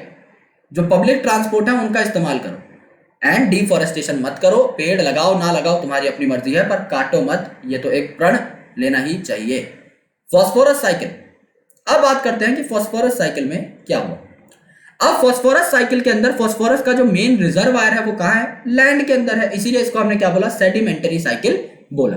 तो phosphorus is a constituent of biological membrane. Biological membrane में आप क्या देखते हो, फॉस्फोलिपिड देखते हो ना, फॉस्फोलिपिड, जिन्हें आप फॉस्फोग्लिसराइड भी बोलते हो। न्यूक्लिक एसिड, अब न्यूक्लिक एसिड में क्या है, nucleic acid is a polymer of nucleotide. तो इसमें क्या है, इसमें नाइट्रोजनस बेस है, प्लस शुगर है पेंटोज, और प्लस आपका यहां पर फॉस्फेट है। तो फॉस्फेट तो यहां पर देखने को मिल रहा है। Cellular energy transfer system, energy transfer system मतलब एनर्जी करेंसी एटीपी, नाम ही क्या है, एडिनोसिन ट्राई फॉस्फेट, तो फॉस्फेट तो होगा ही। Many animals use phosphorus to make shells, जैसे कि आपके मॉलस्क वगैरह है तो कैल्शियम फॉस्फेट का भी शेल बनाते हैं। सेम आपकी बोन्स भी बन सकती हैं और आपके जो दांत हैं ये भी कैल्शियम फॉस्फेट के बनते हैं।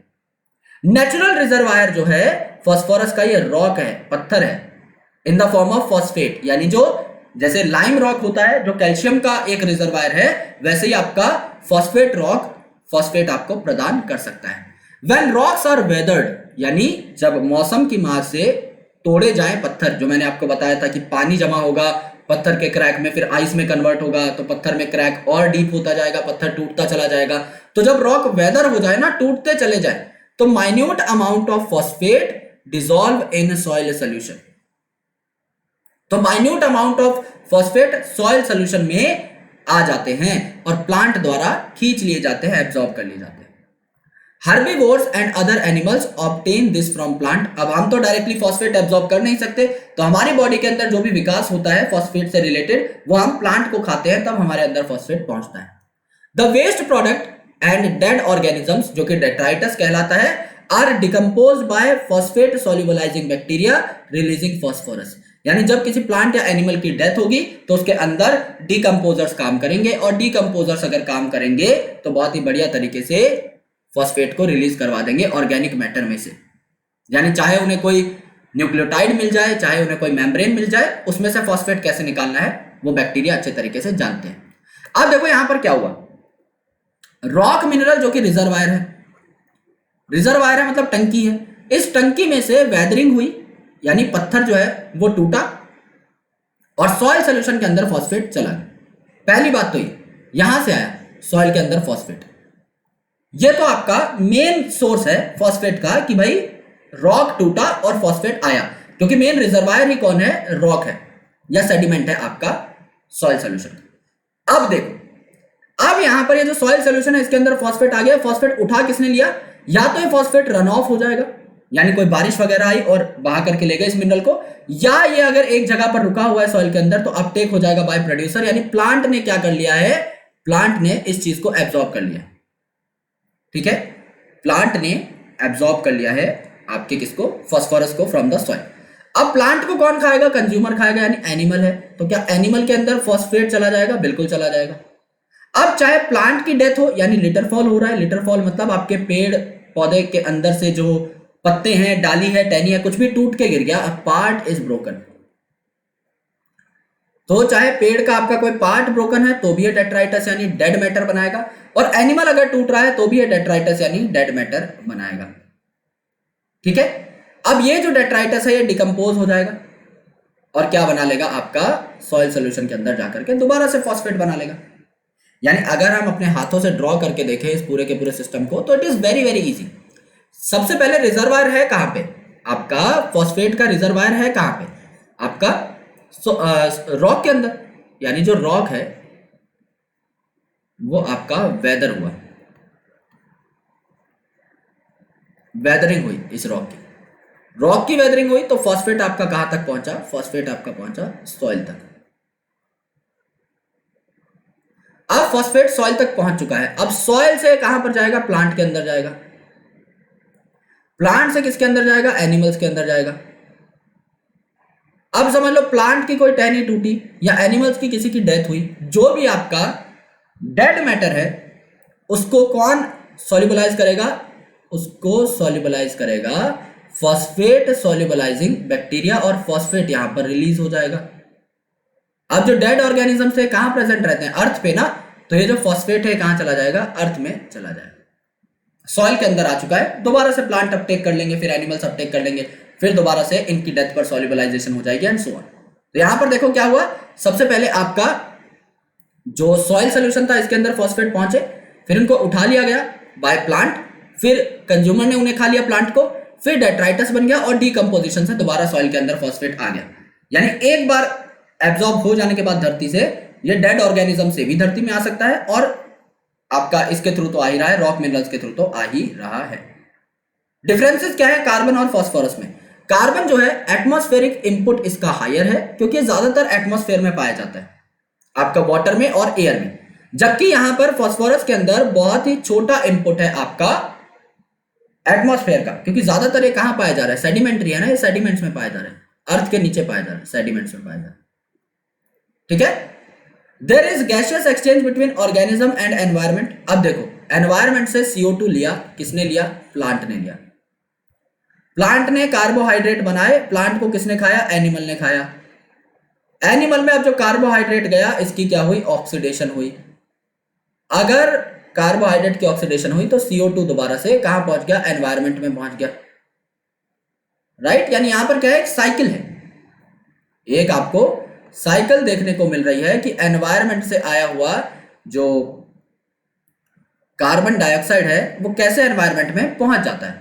लेकिन यहां पर गैसियस एक्सचेंज नेग्लिजिबल है, एयर के अंदर आप कुछ भी रिलीज नहीं करते, जो आप सॉइल के थ्रू लेंगे वो आपको सॉइल में ही देना पड़ेगा after decomposition, after the detritus chain. Now यहां पर एक बहुत इंपॉर्टेंट टॉपिक आता है, that is called as ecosystem services. Ecosystem services मतलब ऐसी सर्विसेज, ऐसी चीजें जो कि हम इकोसिस्टम से डेराइव करते हैं। और क्या हो अगर हमें एक एक सर्विस का पैसा देना पड़े? क्या हम कभी भी इकोसिस्टम का या नेचर का कर्ज चुका पाएंगे? The answer is a big no. अगर आप एनालाइज करने की कोशिश करें कि आप जो सांस लेते हैं, जो सॉइल बनी है हजारों करोड़ों साल में, जो पॉलिनेशन होती है इंसेक्ट की मदद से, नेचर के अंदर आपको जो खूबसूरती देखने को मिलती है, जो झरने हैं, जो प्यारी सी घास है जिसके ऊपर आप रोज सुबह चलना प्रेफर करते हैं, ये सारी की सारी चीजें आपको अगर पैसे में खरीदनी पड़े तो क्या आप इन्हें खरीद पाएंगे या नहीं? तो इकोसिस्टम सर्विसेज में रॉबर्ट कॉन्स्टेंजा साहब ने क्या किया, एक टैग लगा दिया इकोसिस्टम से मिलने वाली चीजों के ऊपर, और हमें यह बताया कि अगर हम इन चीजों को खरीदने जाएं तो क्या हम खरीद पाएंगे? एंड आंसर आपको अभी थोड़ी देर में मिल जाएगा। The product of ecosystem, okay, और the product of ecosystem processes are called as ecosystem services. यानी इकोसिस्टम में जो भी चीजें होती हैं, अबायोटिक बायोटिक के इंटरेक्शन से जो भी चीजें हो रही हैं, जो पानी बह रहा है, जो बारिश हो रही है, जो पॉलिनेशन हो रही है, जो प्रोडक्टिविटी बन रही है, जो फ्रूट्स डेवलप हो रहे हैं, आपको पेड़ों से जो भी मिल रहा है, अलग अलग एनिमल्स, इंसेक्ट, माइक्रोब से जो जो मिल रहा है, ये सारी चीजें इकोसिस्टम सर्विसेज के अंदर आती है। Ecosystem services of a healthy forest, यानी एक क्लाइमैक्स कम्युनिटी अगर डेवलप हो चुकी है तो इससे आपको क्या क्या देखने को मिलेगा? Purify air and water. आपके जो इकोसिस्टम के इंपॉर्टेंट पार्ट्स हैं, ये एयर को और वाटर को प्योरीफाई करते हैं, इन्हें और ज्यादा फ्रेश बनाते हैं, इसीलिए एक फॉरेस्ट में आपको जाकर के सुकून महसूस होगा। मिटिगेट ड्रॉट एंड फ्लड, यानी अगर आपका कहीं पर सूखे का खतरा है या बाढ़ का खतरा है तो फॉरेस्ट उसको भी रोकने का प्रयास करते हैं। साइकिल न्यूट्रिएंट्स, यानी जो भी चीजें डेड हो जाएंगी उनसे न्यूट्रिएंट निकाल करके दोबारा से साइकिल में लेकर आना, किसी भी चीज को वेस्ट ना होने देना, ये भी आपका इकोसिस्टम सर्विसेज का एक पार्ट है। जनरेट फर्टाइल सॉइल, सॉइल का बनना और उसकी फर्टिलिटी का बरकरार रहना just because of the mineral recycling is also part of ecosystem services. Provide wild life habitat, हम जो जानवर देखते हैं, जो प्लांट देखते हैं, जो अलग अलग इंसेक्ट देखते हैं, वो सारे के सारे इंसेक्ट जानवर कहां रहना प्रेफर करते हैं? अच्छे स्टेबल इकोसिस्टम के अंदर। उन्हें वो हैबिटेट प्रोवाइड करना, उन्हें वो जगह प्रोवाइड करना जहां पर वो सुकून से रह सके, ये भी जंगल का काम है। मेंटेन बायोडाइवर्सिटी, लास्ट वाला पॉइंट ही हो गया, यानी आप लिविंग ऑर्गेनिज्म की डाइवर्सिटी को मेंटेन कैसे कर सकते हैं? आप चाहते हैं कि एक जंगल में लाखों स्पीसीज रहें, लेकिन उसके लिए आपको उतना प्रोडक्टिव भी होना पड़ेगा, तो प्रोडक्टिविटी भी कौन बढ़ाता है? आपका एक स्टेबल इकोसिस्टम बढ़ाता है। पॉलिनेट क्रॉप, इंसेक्ट की मदद से या अलग अलग एनिमल सोर्सेज की मदद से पॉलिनेशन हो सकती है, तभी आपको नेक्स्ट वेजिटेशन देखने को मिलती है। अगर पॉलिनेशन ना हो तो क्रॉप नहीं उग पाएगी, आप कुछ भी खाना नहीं खा पाएंगे। Provide storage site for carbon, अब कार्बन अगर खुला प्रेजेंट है तो आपके लिए एक पॉल्यूटेंट की तरह काम करता है, लेकिन प्लांट अपने शरीर में स्टोर कर लेता है कार्बन को, अपने स्ट्रक्चर का पार्ट बना लेता है, विच इज नॉन पॉल्यूटिंग। यानी कार्बन फिक्स होकर के क्या बना लेता है? कार्बोहाइड्रेट बना लेता है। Provide aesthetic, cultural and spiritual value. काफी सारे ऐसे पेड़ पौधे हैं जिनके साथ हमारी आस्थाएं जुड़ी हुई हैं, जिनमें हम भगवान देखते हैं। जैसे तुलसी को हम आंगन में लगाते हैं, भगवान देखते हैं। पीपल है, बरगद है, उनके अंदर हम भगवान को ढूंढते हैं। तो स्पिरिचुअल वैल्यू यानी हमारी आस्था उनके साथ जुड़ी हुई है। काफी ऐसे पेड़ पौधे जिनके साथ हमारी कल्चरल वैल्यूज जुड़ी हुई है। जैसे दिवाली होती है तो आप एक पर्टिकुलर पत्ता आता है, मेरे को नाम याद नहीं आ रहा, उस पेड़ के पत्ते तोड़ तोड़ कर जो है अपने घर के बाहर लगाना प्रेफर करते हैं। That is also a cultural value. Aesthetic value और काफी बार जस्ट फॉर द ब्यूटी, ये सारी चीजें आपको मिलती हैं from any kind of ecosystem. तो इकोसिस्टम सर्विसेज में आप लोग काफी सारी चीजें यहां पर नोटिस कर सकते हैं जो कि आपको मिलेंगी। काफी सारे डायरेक्ट बेनिफिट्स हैं, काफी सारे इनडायरेक्ट बेनिफिट्स हैं। रॉबर्ट कॉन्स्टेंजा साहब ने क्या किया और उनके कॉलीग्स ने मिलकर क्या किया, उन्होंने कहा कि हम प्राइस टैग लगाएंगे नेचर के लाइफ सपोर्ट सर्विसेज के ऊपर। यानी नेचर से हमें जो भी मिलता है ना, उस पर हम एक टैग लगा देंगे कि इसका प्राइस इतना होना चाहिए। जैसे ऑक्सीजन सिलेंडर का आपको अच्छे तरीके से पता लग गया होगा जब से कोविड आया है कि काफी लोग जिनको हाइपोक्सिया हो गया था, एनोक्सिया हो गया था, उन्हें ऑक्सीजन की जरूरत पड़ रही थी while getting treatment for COVID-19. At that point of time, you must have recognized that how costly oxygen cylinders are, and they can only supplement your life for 1 day or 2 day. So 1-2 दिन की oxygen जब आपको 20-20 हजार रुपए में पड़ रही थी क्राइसिस के टाइम पे, तो आपको पता लग गया होगा कि एक दिन सांस लेने की कीमत सिर्फ 10,000 रुपए है। यानी अगर आप सिर्फ सांस लें ऑक्सीजन सिलेंडर की मदद से ऐसे क्राइसिस के टाइम पे, तो 3 लाख रुपए आपको महीने का सिर्फ सांस लेने का देना होगा। खाना पीना, उठना बैठना, वो सब अलग है। इतनी महंगाई है दोस्त, और नेचर हमें ये चीजें फ्री में देती है, इसीलिए इज्जत नहीं है, इसीलिए हम थैंकलेस हैं, लेकिन नहीं होना चाहिए। Researcher have put an average price tag of $33 trillion. आपको ये जानकर के हैरानी होगी कि पूरी दुनिया के अंदर बहुत अमीर अमीर आदमी है। You know that very well. Elon Musk है, जेफ बेजोस है, वॉरेन बफेट है, अंबानी साहब हैं, अडानी साहब हैं। आपको ऐसा लगता होगा they are the most strongest man of Asia, की वो तो कुछ भी खरीद सकते हैं। एक भी पूरी दुनिया में आज तक ट्रिलियनियर नहीं हुआ। हम लोग बोलते हैं world's youngest millionaire, world's youngest billionaire, एक भी इंसान आज तक ट्रिलियनियर नहीं हुआ है। और यहां पर आपको जो पैसा देना है अपनी जिंदगी के लिए एक इंसान को, it is 33 trillion for a year. यानी 1 ट्रिलियन कमाना कितनी बड़ी बात है, आज तक कोई नहीं कमा पाया। 33 ट्रिलियन एक साल के देने पड़ेंगे सिर्फ फंडामेंटल इकोसिस्टम सर्विसेज के। यानी अगर समझ लो तुम 50 साल भी जीते हो ऑन एन एवरेज, कितना हो गया? 150 ट्रिलियन रुपए। और किस चीज के? अभी सुनो। This is nearly twice the value of global gross national product, that is GNP of USA. यानी यूएसए की जो ओवरऑल जीएनपी है वो 18 ट्रिलियन यूएस डॉलर्स है, लेकिन 33 ट्रिलियन आपको सिर्फ एक साल के देने पड़ेंगे नॉर्मल चीजों के लिए। क्या है वो नॉर्मल चीजें? Out of this total cost soil formation account for about 50%। यानी एक साल का लगभग 16 से 17 ट्रिलियन यूएस डॉलर सिर्फ मिट्टी के बनने के लिए आपको देना पड़ेगा, जो कि एब्सोल्युटली फ्री है। तो आज से उस मिट्टी की कदर करना। Contribution of other services like recreation and nutrient cycling are less than 10% each. यानी रिक्रिएशन और न्यूट्रिएंट साइक्लिंग 10-10% क्या करते हैं? कंट्रीब्यूट करते हैं। तो न्यूट्रिएंट जो कि फ्री हैं, जो हमें दिखाई भी नहीं देते, उनकी भी कदर करनी है। कॉस्ट ऑफ क्लाइमेट रेगुलेशन, मौसमिक परिवर्तन से आपको बचाना, और हैबिटेट प्रोवाइड करना वाइल्ड लाइफ के लिए, ये 6% कंट्रीब्यूट करते हैं। अभी भी 100% नहीं हुआ है दोस्त, अभी भी काफी सारी चीजें रहती है। पॉलिनेशन रहता है, आपका वेजिटेशन रहती है, सांस लेने का तो हमने जोड़ा ही नहीं। हजारों ऐसी चीजें हैं जो कि आपको यहां पर मिलती है। तो इन सब चीजों की कदर करनी है, क्योंकि इनको हम कभी भी नहीं चुका पाएंगे। 33 ट्रिलियन हम सोच भी नहीं सकते कि कितना बड़ा नंबर है। इसको मैं पैसे में कन्वर्ट कर दूंगा तो सब लोग, हम लोग नाच पड़ेंगे। इतना पैसा अगर हमारे पास आ जाए, तो अगर आप एक दिन के 20 करोड़ 30 करोड़ भी खर्च करोगे और आप पूरे जिंदगी भी खर्च करोगे ना, तो भी आप 33 ट्रिलियन नहीं खर्च कर पाओगे। इतना बड़ा नंबर है। तो जो चीजें मुफ्त में मिली हैं उनको मुफ्तखोरों की तरह ना खाएं और अल्टीमेटली अपना योगदान दें। मेरी एक बात जो मुझे पर्सनली ठीक लगती है, that I implement these things in my life. ऐसा नहीं है कि मैं सिर्फ लेक्चर में बोलता हूं, इन सब चीजों की मैं जेन्युइनली कदर भी करता हूं, और इसीलिए मैं तुम्हें सलाह देने लायक बंदा हूं। अगर मैं खुद स्मोकिंग नहीं करता, then only I am able to give you the correct advice. अगर मैं खुद सुट्टेबाजी करता हूं, तो I have no right to give you a correct advice related to smoking. That's why I usually care for all these things, right? तो पेड़ जहां लगा सकते हो, जितने लगा सकते हो लगाया करो, और इन चीजों का संरक्षण भी करा करो। किसी को काम का हार्म नहीं पहुंचाना है। इकोसिस्टम सर्विसेज की ये बात सबसे बढ़िया लगी हमें, इसीलिए इस टॉपिक को इनकॉर्पोरेट किया है इन द एनसीईआरटी बुक। तो आई होप आपको ये लेक्चर समझ में आ गया होगा। मिलते हैं आप लोगों से अगले लेक्चर के अंदर, जहां पर इकोलॉजी के कुछ और टॉपिक्स के बारे में क्लियर कट कन्फाइंड डिस्कशन होगी। So thank you so much guys, lots of love, Jai Hind, bye bye, take care, और मिलता हूं आपसे अगले सेशन के अंदर। शुक्रिया।